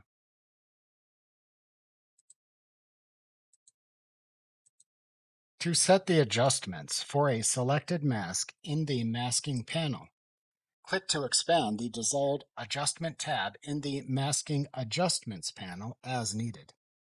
To adjust the intensity of a preset mask effect, if you applied an adaptive masking preset adjustment from the Presets panel, or selected a manually saved custom masking adjustment preset from the Preset dropdown at the top of the Masking Adjustments panel, use the Amount slider at the top of the panel to adjust the intensity of the preset.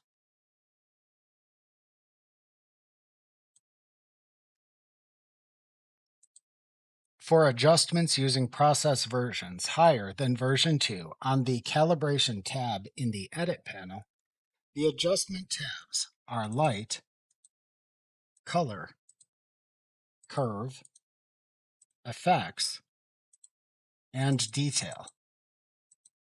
Older process versions have fewer adjustments available. Then click and drag the sliders in the desired tab or enter values into their adjacent fields to set the desired adjustment effect for the selected mask. Most of these adjustment effects duplicate the camera raw adjustment effects already covered in previous lessons about the tabs in the Edit panel, so we will not review them all again for brevity's sake.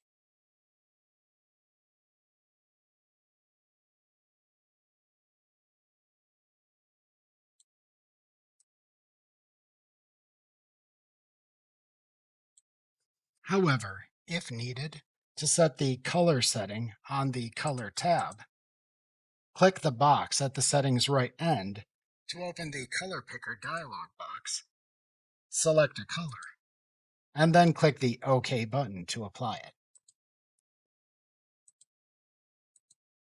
Another new slider that appears is the Moire Reduction slider on the Detail tab.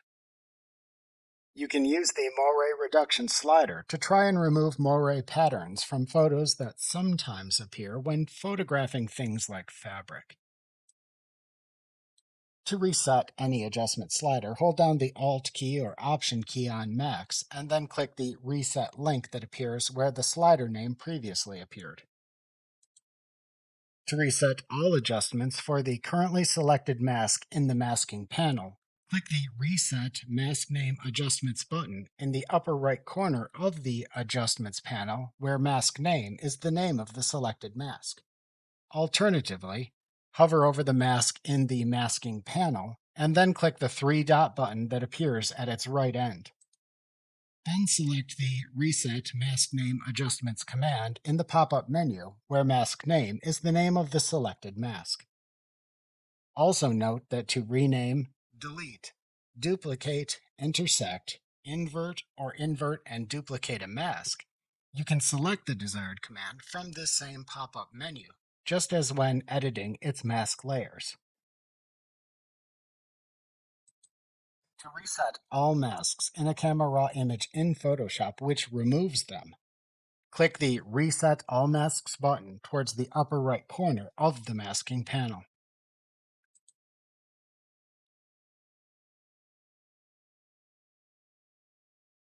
To correct red eye or pet eye in a camera raw image in Photoshop, click the red eye button in the toolbar at the right side of the camera raw dialog box. Then use the Type drop-down in the red eye panel that appears to the left of the toolbar to select either red eye or pet eye to select the type of correction to make.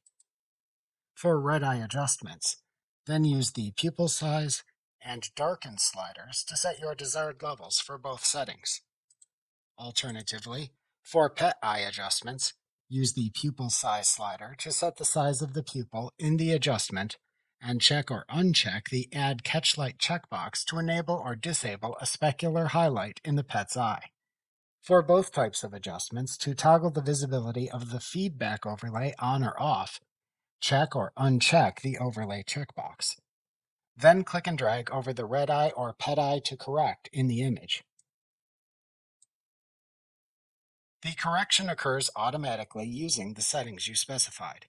If the program cannot find any red eyes in the selected area, a message box appears and prompts you to redraw the area to include the eye and some of the face so it can make the corrections. After the overlay appears on screen, you can move and resize it as needed.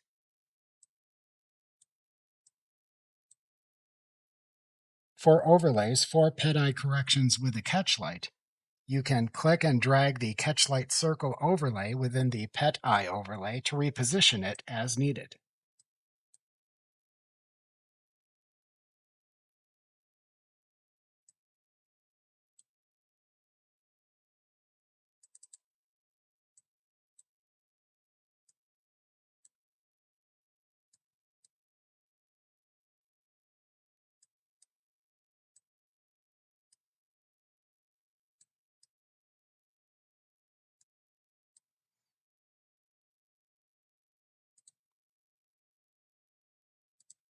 To reset the correction if desired, click the Reset Red Eye Corrections button in the upper right corner of the panel.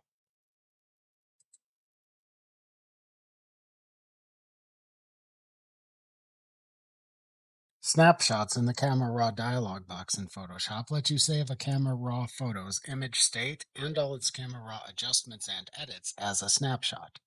Snapshots let you easily see the effects of editing and adjustments you apply to Camera Raw images.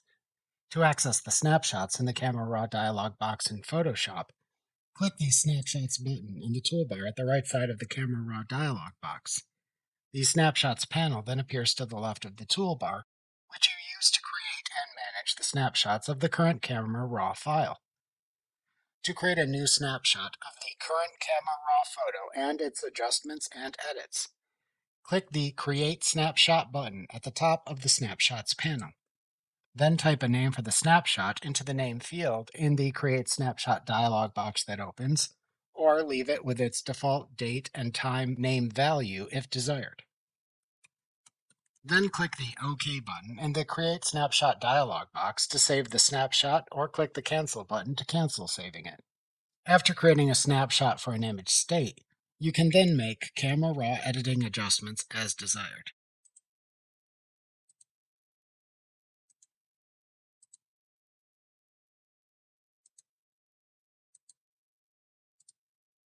You can then repeat the process to create another snapshot after applying the desired Camera Raw edits.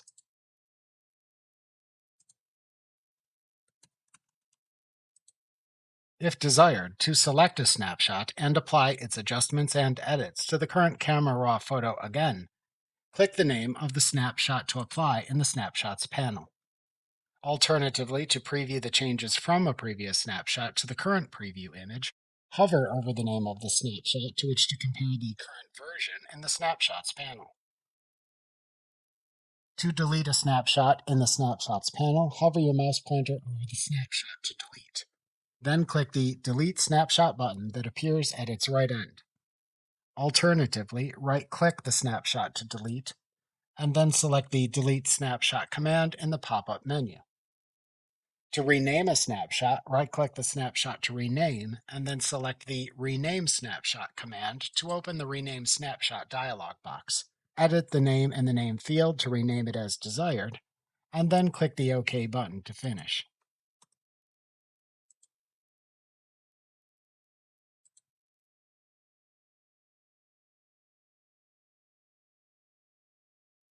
Presets in the Camera Raw dialog box in Photoshop are a saved set of Camera Raw edits and adjustments you can apply to images.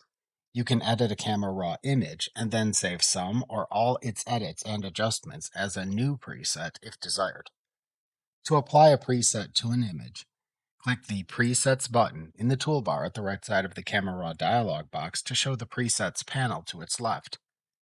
Then click the preset group that contains the preset to apply to expand it and see its presets in this pane if needed. Then click the name of the preset to apply. Then adjust the amount of the preset to apply using the Preset Amount slider that appears above the list of presets and which shows the name of the applied preset.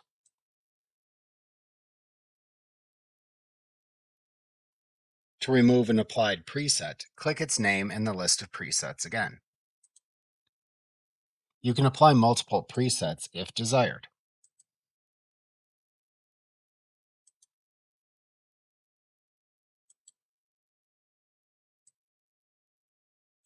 However, note that if the presets have conflicting adjustment settings, then the adjustment settings of the preset last applied overwrite the previously applied preset adjustment settings. To mark or unmark a favorite preset, hover over it and click its star icon to toggle its favorite status on or off. Presets marked as favorites appear in the Favorites preset group at the top of the Presets panel. To save a photo and some or all of its edits and adjustments as a new preset, first make the desired editing adjustments to save as a new preset to the current Camera Raw photo. Then, click the Create Preset button at the top of the Presets panel. Alternatively, click the More Image Settings button in the toolbar at the right side of the Camera Raw dialog box, and then select the Create Preset command. Either way, the Create Preset dialog box then opens. Type a name for your new preset into the name field at the top of the Create Preset dialog box. Select the group to which to save the preset from the Group dropdown.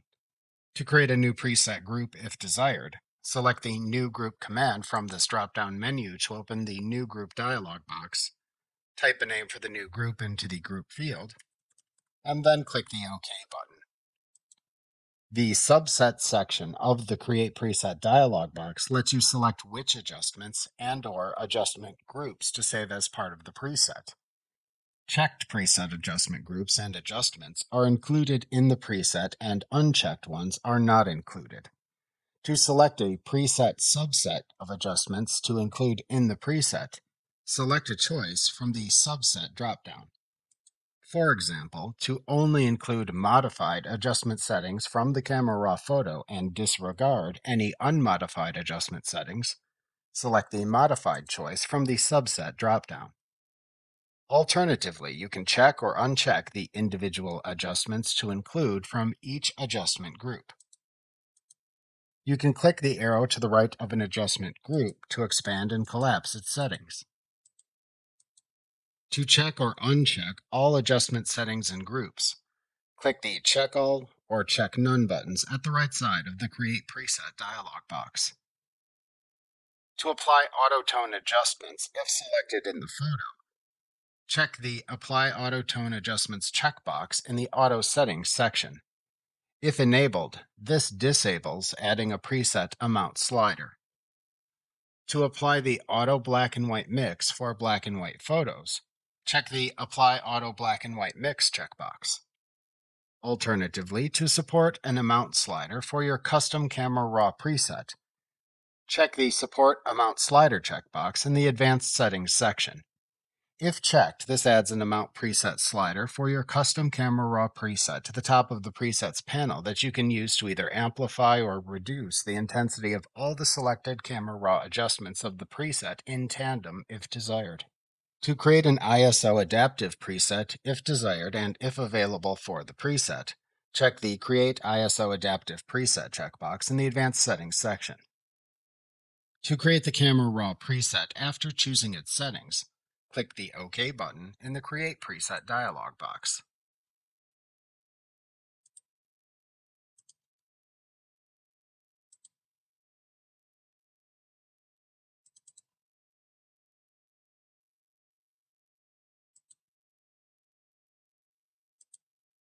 Your custom presets appear within their designated group at the top of the Presets panel. To delete a custom preset in Photoshop, hover over its name in the Preset panel, and then click the Delete Preset button that appears at its right end.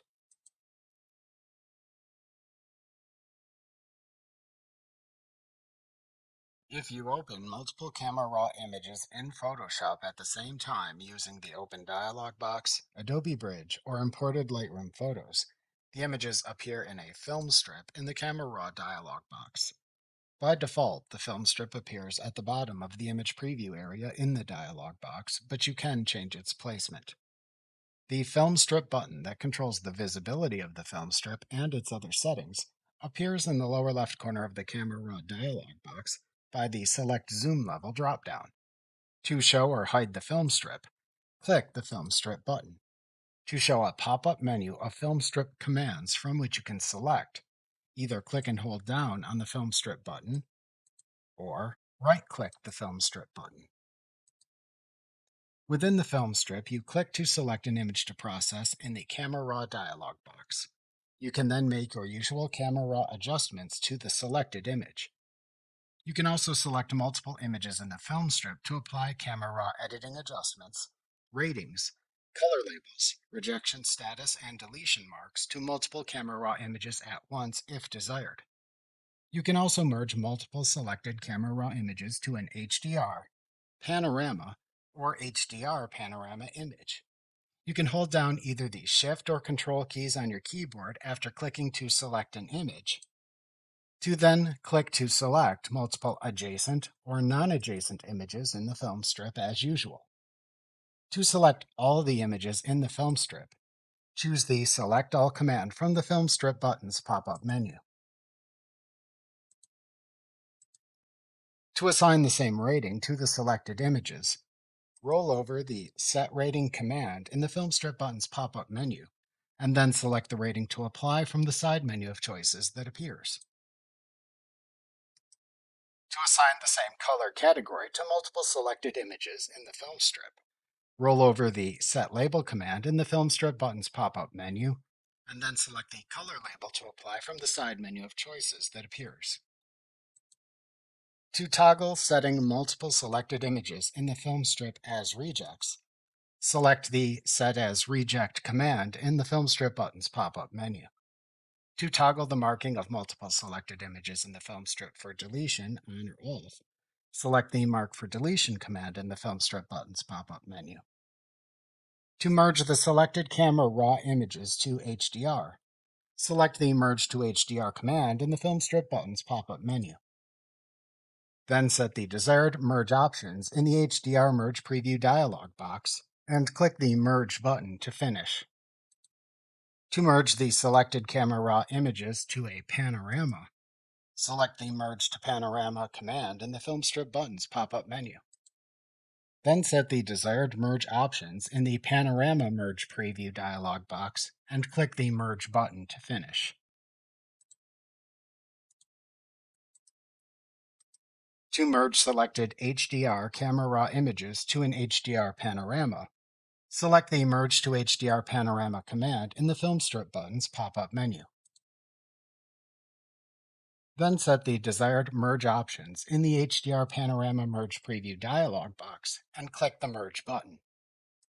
Then choose the name and save location of the merged HDR panorama file in the Merge Result dialog box that appears, and click the Save button to finish. After adjusting a Camera Raw photo, you can copy and paste its adjustments onto another Camera Raw photo easily by using the film strip in the Camera Raw dialog box in Photoshop. To copy all the edit adjustments from a Camera Raw photo, select the photo whose adjustments you want to copy. Then select the Copy Edit Settings command from the Film Strip button's pop-up menu. Alternatively, to copy selected Camera Raw adjustments from the selected photo, instead choose the Copy Selected Edit Settings command from the Film Strip button's pop-up menu. Then use the Subset dropdown and or manually check or uncheck the camera raw adjustments to copy or not copy respectively in the Copy Edit Settings dialog box that appears, and click the Copy button in the dialog box. Then select the photos onto which to paste those copied edit adjustments in the film strip. Then select the Paste Edit Settings command from the film strip button's pop-up menu. Likewise, to sync camera raw adjustment settings from one photo to others, click to select the photo with the camera raw adjustments to sync to other camera raw photos in the film strip. Then hold down the Control key on your keyboard and click to select the other camera raw photos to which to sync the settings from the first photo. Then select the Sync Settings command from the film strip button's pop-up menu to open the Synchronize dialog box. Then use the Subset dropdown and/or manually check or uncheck the camera raw adjustments to sync or not sync respectively from the initially selected photo to the other selected photos in the Synchronize dialog box that appears, and click the OK button in the dialog box.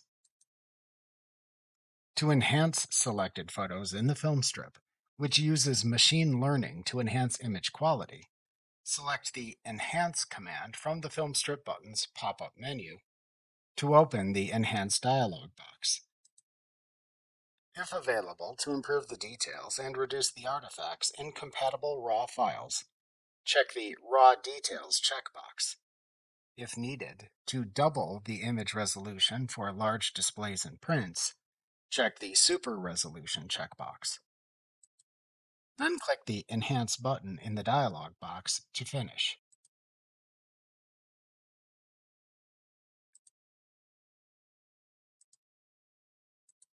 The Film Strip button's pop-up menu also contains commands that change the appearance of the film strip and its content, but not the selected image or images. To change the orientation of the film strip between its default horizontal appearance or a vertical appearance where it then appears at the far left side of the camera raw dialog box, select either the horizontal or vertical command from the film strip button's pop-up menu.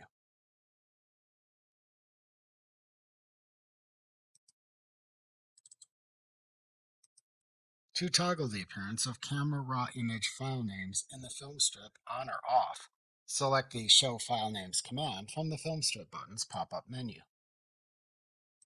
To toggle the appearance of camera raw image color labels and ratings in the film strip on or off, select the Show Ratings and Color Labels command from the film strip button's pop-up menu. To sort the images in the film strip, roll over the Sort By command in the film strip button's pop-up menu to show a side menu of sorting criteria. Alternatively, click the Sort By button to the right of the film strip button to view this same menu of sorting criteria. In either location, then click the name of the criteria by which to sort the film strip images. To reverse the sort, click the Reverse Order command in the menu of criteria choices. To remove the sorting, select the same sorting criteria in the menu again. To filter the images in the film strip, roll over the Filter By command in the film strip button's pop-up menu to show a side menu of filtering criteria. Alternatively, click the Filter By button to the right of the film strip button to view this same menu of filtering criteria. In either filtering criteria menu, then roll over the name of the filtering criteria by which to filter the film strip images to show its possible filtering values in a side menu. Then click to select the desired filtering values in the side menu to apply. To clear the filtering choices, click the Clear Filters command in the Filtering Criteria menu.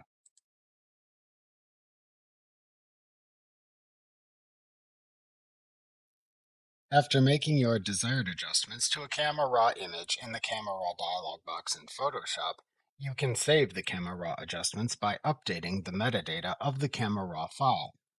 Alternatively, you can update the camera raw file's metadata and then open the image within Photoshop. Alternatively, you can update the metadata of the camera raw file and then open the image in Photoshop as a smart object. Alternatively, You can skip updating the metadata of the Camera Raw file and just open a copy of the Camera Raw image with the applied Camera Raw adjustments in Photoshop instead. To save the updates to the Camera Raw file's adjustment metadata and close the Camera Raw dialog box without opening the file in Photoshop, click the Done button in the lower right corner of the Camera Raw dialog box. Alternatively, to update the metadata of a Camera Raw file and then open it in Photoshop after making your Camera Raw adjustments, click the Open button in the lower right corner of the Camera Raw dialog box. If you click the drop-down to the right of this button, you can then select the Open command from the drop-down menu that appears to perform the same task. Alternatively, to update the metadata of a Camera Raw file and then open it as a smart object in Photoshop after making your Camera Raw adjustments instead, click the drop-down to the right of the Open button in the lower right corner of the Camera Raw dialog box. Then select the Open as Object command from the menu that appears. Alternatively, to accomplish the same task, hold down the Shift key on your keyboard, and then click the Open Object button that replaces the Open button in the lower right corner of the Camera Raw dialog box.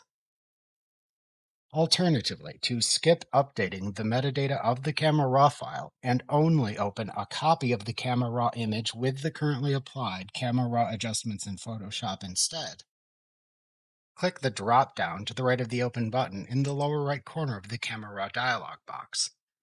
Then select the Open as Copy command from the menu that appears. Alternatively, to accomplish the same task, hold down the Alt key on your keyboard or Option for Macs, and then click the Open Copy button that replaces the Open button in the lower right corner of the Camera Raw dialog box.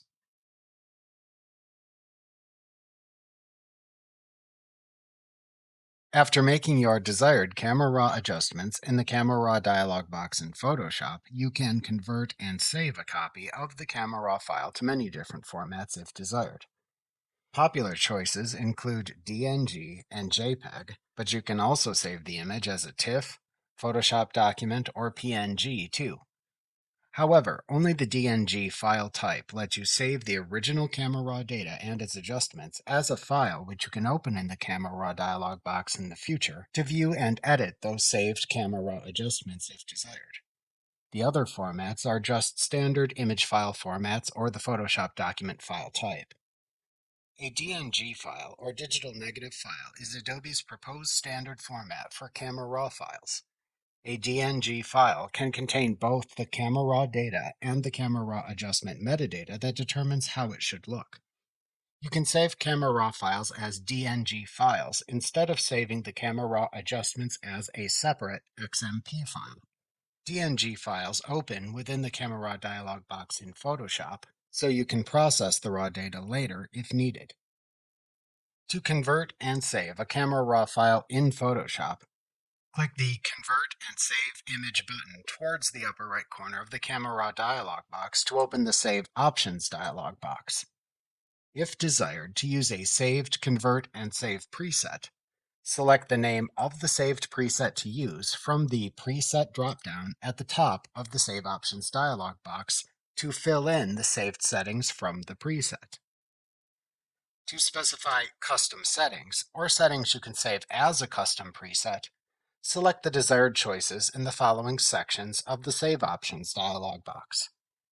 To save the converted file into the same folder as the Camera Raw file, leave the Destination dropdown set to the Save in Same Location choice. Alternatively, to select a new folder, either click the Select Folder button or choose the Save in New Location choice from the Destination dropdown to open the Select Destination Folder dialog box. Then use this dialog box to navigate into the folder to set as the destination folder for the converted file. Then click the Select button in the lower right corner of the dialog box to set the folder location. The selected folder location then appears below the destination dropdown. The File Naming section lets you set the convention for naming the converted files. Use the drop-downs shown here from top to bottom and left to right To select the information to use to name the file from each drop-down menu. The information is added together, as shown by the plus signs between the drop-downs to create the file name. You can leave the drop-downs blank if you do not need them. If you select any of the serial number choices from the drop-down menus, you can enter the beginning number for those serial numbers into the Begin Numbering field in this section. You can use the File Extension drop-down to select either an uppercase or lowercase file extension for the selected file type. Use the Format drop-down to select the file type to which to convert the camera raw photo. Your drop-down selection choice changes the fields that then follow in this dialog box. To save the camera raw file as a DNG, select the Digital Negative choice in the drop-down. If selected, you can use the Compatibility drop-down to set the camera raw compatibility level for the DNG file. To select the size of the JPEG preview image to embed in the file, use the JPEG Preview drop-down. To embed a much smaller copy of the raw image in the DNG file to increase the speed with which the raw image is previewed, check the Embed Fast Load Data checkbox. Optionally, to reduce the size and quality of the DNG file, if storing the raw image for archival purposes, you can check the Use Lossy Compression checkbox. However, do not check this checkbox for camera raw images used for print or production. If checked, you can select the type of lossy compression to use from the adjacent drop-down menu. To embed the original camera raw file in the DNG file, click the Embed Original Raw File checkbox. Alternatively, if you select the JPEG, TIFF, Photoshop, or PNG choice from the Format drop-down, then choose which metadata to include in the file from the Metadata drop-down. Note that even if you include the camera raw metadata for these file formats, the camera raw editing adjustments are not stored as part of these files. To remove location metadata as part of the conversion, check the Remove Location Info checkbox. For JPEG conversion, then select the quality range from the Quality drop-down and/or type a quality value into the Quality field. Alternatively, to limit the JPEG conversion to a number of kilobytes, check the Limit File Size to checkbox and then enter the number of kilobytes into the adjacent field. For TIFF conversion, select the desired type of compression from the Compression drop-down. To preserve transparency if needed, check the Save Transparency checkbox. For Photoshop conversion, to preserve cropped pixels, check the Preserved Cropped Pixels checkbox. Also, if you select the JPEG, TIFF, Photoshop, or PNG choice from the Format drop-down, then specify the settings for the file in the Color Space, Image Sizing, and Output Sharpening sections. To specify a color space profile for these conversion formats, use the Space drop-down. To set the bit depth, use the Depth drop-down. If needed to specify the file's intent, use the Intent drop-down. To resize these types of converted files, check the Resize to Fit checkbox in the Image Sizing section. Then use the adjacent drop-down to select the desired resizing method. Then fill in the values for the selected resizing method, which appear below the drop-down. To prevent enlarging the file when resizing, check the Don't Enlarge checkbox. To set the converted file's image resolution, type a value into the resolution field, and then use the adjacent drop-down to specify the value as either pixels per inch or per centimeter. To sharpen these types of converted files based on their output destination, check the Sharpen For checkbox, and then select the final output destination from the adjacent drop-down. Then use the Amount drop-down to set the amount of output sharpening to apply.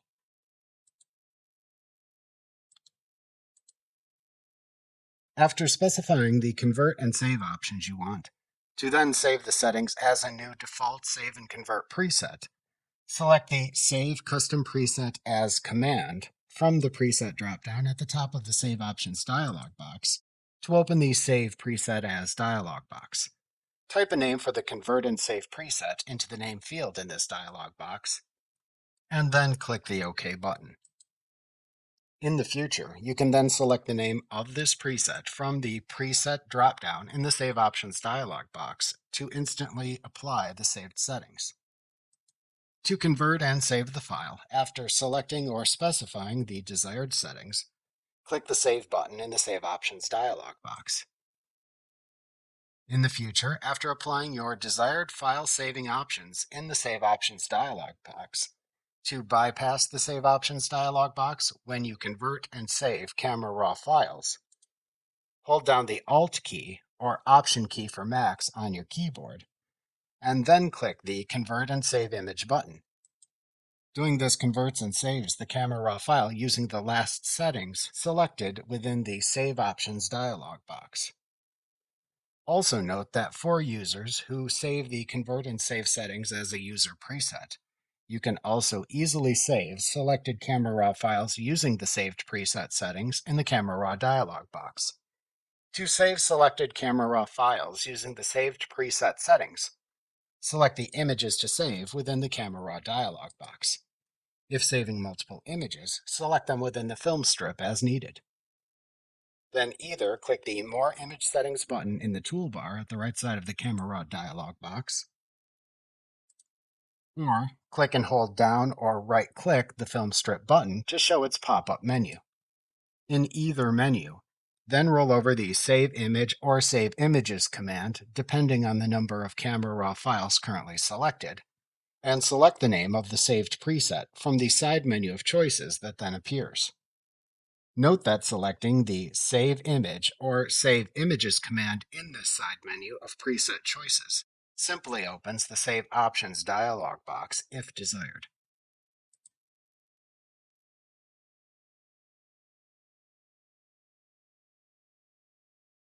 To access the Camera Raw Preferences dialog box in Photoshop, click the Open Preferences dialog button towards the upper right corner of the Camera Raw dialog box to open it. The Camera Raw preference categories appear as buttons at the left side of the dialog box, which you can click to specify their individual settings at the right side of the window. To set the general Camera Raw preferences, click the General button at the left side of the Camera Raw Preferences dialog box. To set the color theme of the Camera Raw dialog box, select a choice from the Color Theme dropdown in the Appearance section to the right.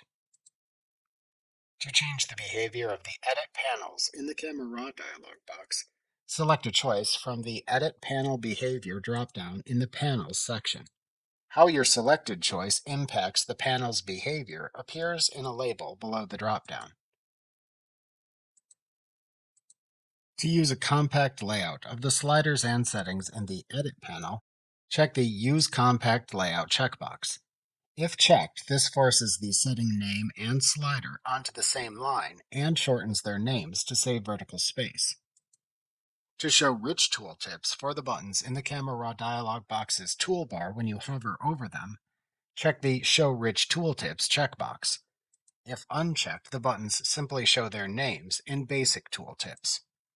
For users who prefer using the older Legacy Target Adjustment tool, you can check the Use Legacy Target Adjustment tool checkbox to enable it. If opening multiple Camera Raw files at once in the Camera Raw dialog box, the files appear in a film strip at the side or bottom of the preview area. You can then click a picture in the film strip to select it and edit it in the preview area. The settings in the film strip section determine the appearance of the film strip. Use the orientation dropdown to select whether you want a horizontal or vertical film strip. To show file names in the film strip, check the Show File Names checkbox. To show ratings and color labels, check the Show Ratings and Color Labels checkbox. You can uncheck either checkbox to hide them instead. To show buttons for the pop-up contextual menu and the Save Options dialog box as an overlay that appears in the upper right corner of the thumbnails in the film strip when you hover over them, check the Show Contextual Menu Hints on Hover checkbox. Unchecking this checkbox turns them off. To change the default magnification level used to zoom in on camera raw images, select the desired percentage from the Default Image Click Zooms To dropdown in the Zoom and Pan section. To enable a Lightroom style zoom and pan, check the Use Lightroom Style Zoom and Pan checkbox. If enabled, then you can click and hold down the mouse button to zoom in on a preview image and also automatically activate the hand tool, so you then drag to pan as needed. Then release the mouse button and click again to zoom out. Enabling this setting also removes the zoom tool and hand tool from the toolbar at the right side of the Camera Raw dialog box. Unchecking the checkbox uses the default zoom and pan of the Camera Raw dialog box. In the keyboard shortcuts section, you can check or uncheck the Use Legacy Undo Shortcuts checkbox to enable or disable the Legacy Undo shortcuts. To set the default file handling preferences in the Camera Raw dialog box, click the File Handling button at the left side of the Camera Raw Preferences dialog box to show its settings to the right. In the DNG File Handling section, use the Sidecars dropdown to choose how to handle Camera Raw sidecar data with DNG files. Your choices are Embed XMP in DNG, Always use Sidecar XMP files, or Ignore Sidecar XMP files.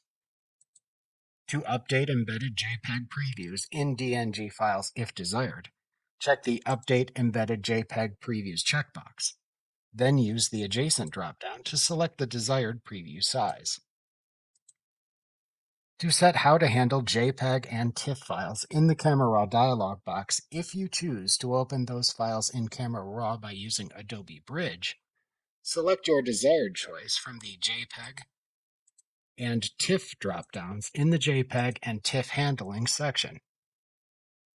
To change the Camera Raw graphics performance and Camera Raw cache settings, click the Performance button at the left side of the Camera Raw Preferences dialog box to show its settings to the right. In the Performance section, you can set the graphics processor performance settings. To set the graphics performance setting for supported graphics processors, select a choice from the Use Graphics Processor dropdown.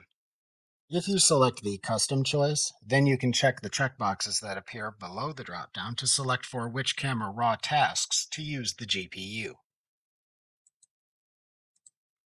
To set the maximum size in gigabytes for the Camera Raw cache, enter the desired limit value into the maximum size field in the Camera Raw cache section. To purge the Camera Raw cache in Photoshop, click the adjacent Purge Cache button. To change the Camera Raw cache location if desired, click the Select Location button, navigate into the selected folder in the Select Cache folder dialog box that opens, and then click the Select button in the Select Cache folder dialog box.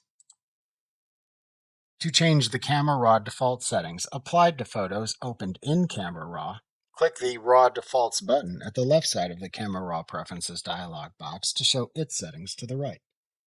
You can set the default Camera Raw settings to apply to raw images by selecting either Adobe Default, Camera Settings, or one of the available Camera Raw presets from the Global dropdown.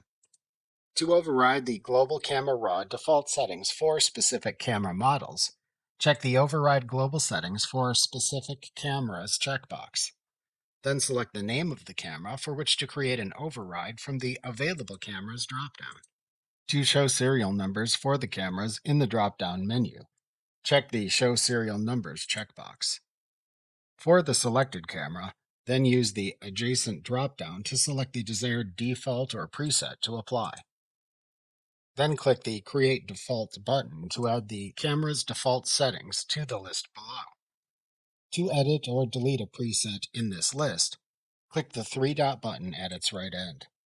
In the menu that appears, then select a different default or preset to apply to edit it, or select the Delete Default command to delete it. To change the default workflow settings in Camera Raw, click the Workflow button at the left side of the Camera Raw Preferences dialog box to show its settings in the Color Space, Image Sizing, Output Sharpening, and Photoshop sections to the right. If you have a saved workflow preset to apply, select it from the Preset dropdown. To specify a default color space profile in Camera Raw, use the Space dropdown in the Color Space section. To set the bit depth, use the Depth dropdown. If needed, to specify the default intent for a selected color space, use the Intent dropdown. To simulate paper and ink if needed for your color space profile, check the Simulate Paper and Ink checkbox. To resize files by default, check the Resize to Fit checkbox in the Image Sizing section. Then use the Adjacent dropdown to select the desired resizing method. Then fill in the values for the selected resizing method which appear below the dropdown. To prevent enlarging the file when resizing, check the Don't Enlarge checkbox. To set the default image resolution, type a value into the resolution field, and then use the Adjacent dropdown to specify the value as either pixels per inch or per centimeter. To sharpen files based on their output destination by default, check the Sharpen For checkbox and then select the final output destination from the Adjacent dropdown. Then use the Amount dropdown to set the amount of output sharpening to apply. To open files in Photoshop as Smart Objects by default, check the Open in Photoshop as Smart Object checkbox in the Photoshop section. After specifying the default Camera Raw workflow settings you want, to then save the settings as a new workflow preset, select the New Workflow Preset command from the Preset dropdown at the top of the Camera Raw Preferences dialog box to open the New Workflow Preset dialog box. Type a name for the workflow preset into the name field in this dialog box, and then click the OK button. In the future, you can then select the name of this preset from the Preset drop-down in the Workflow section of the Camera Raw Preferences dialog box to instantly apply the saved workflow default settings.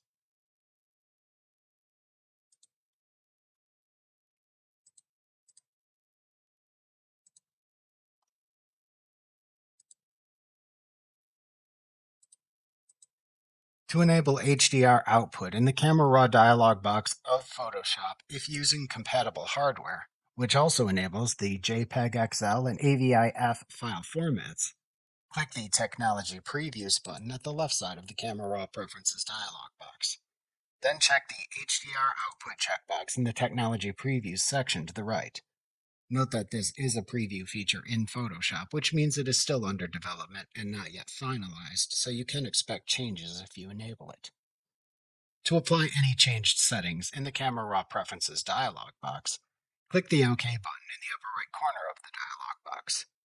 Alternatively, to close the dialog box and cancel your changes, click the Cancel button instead.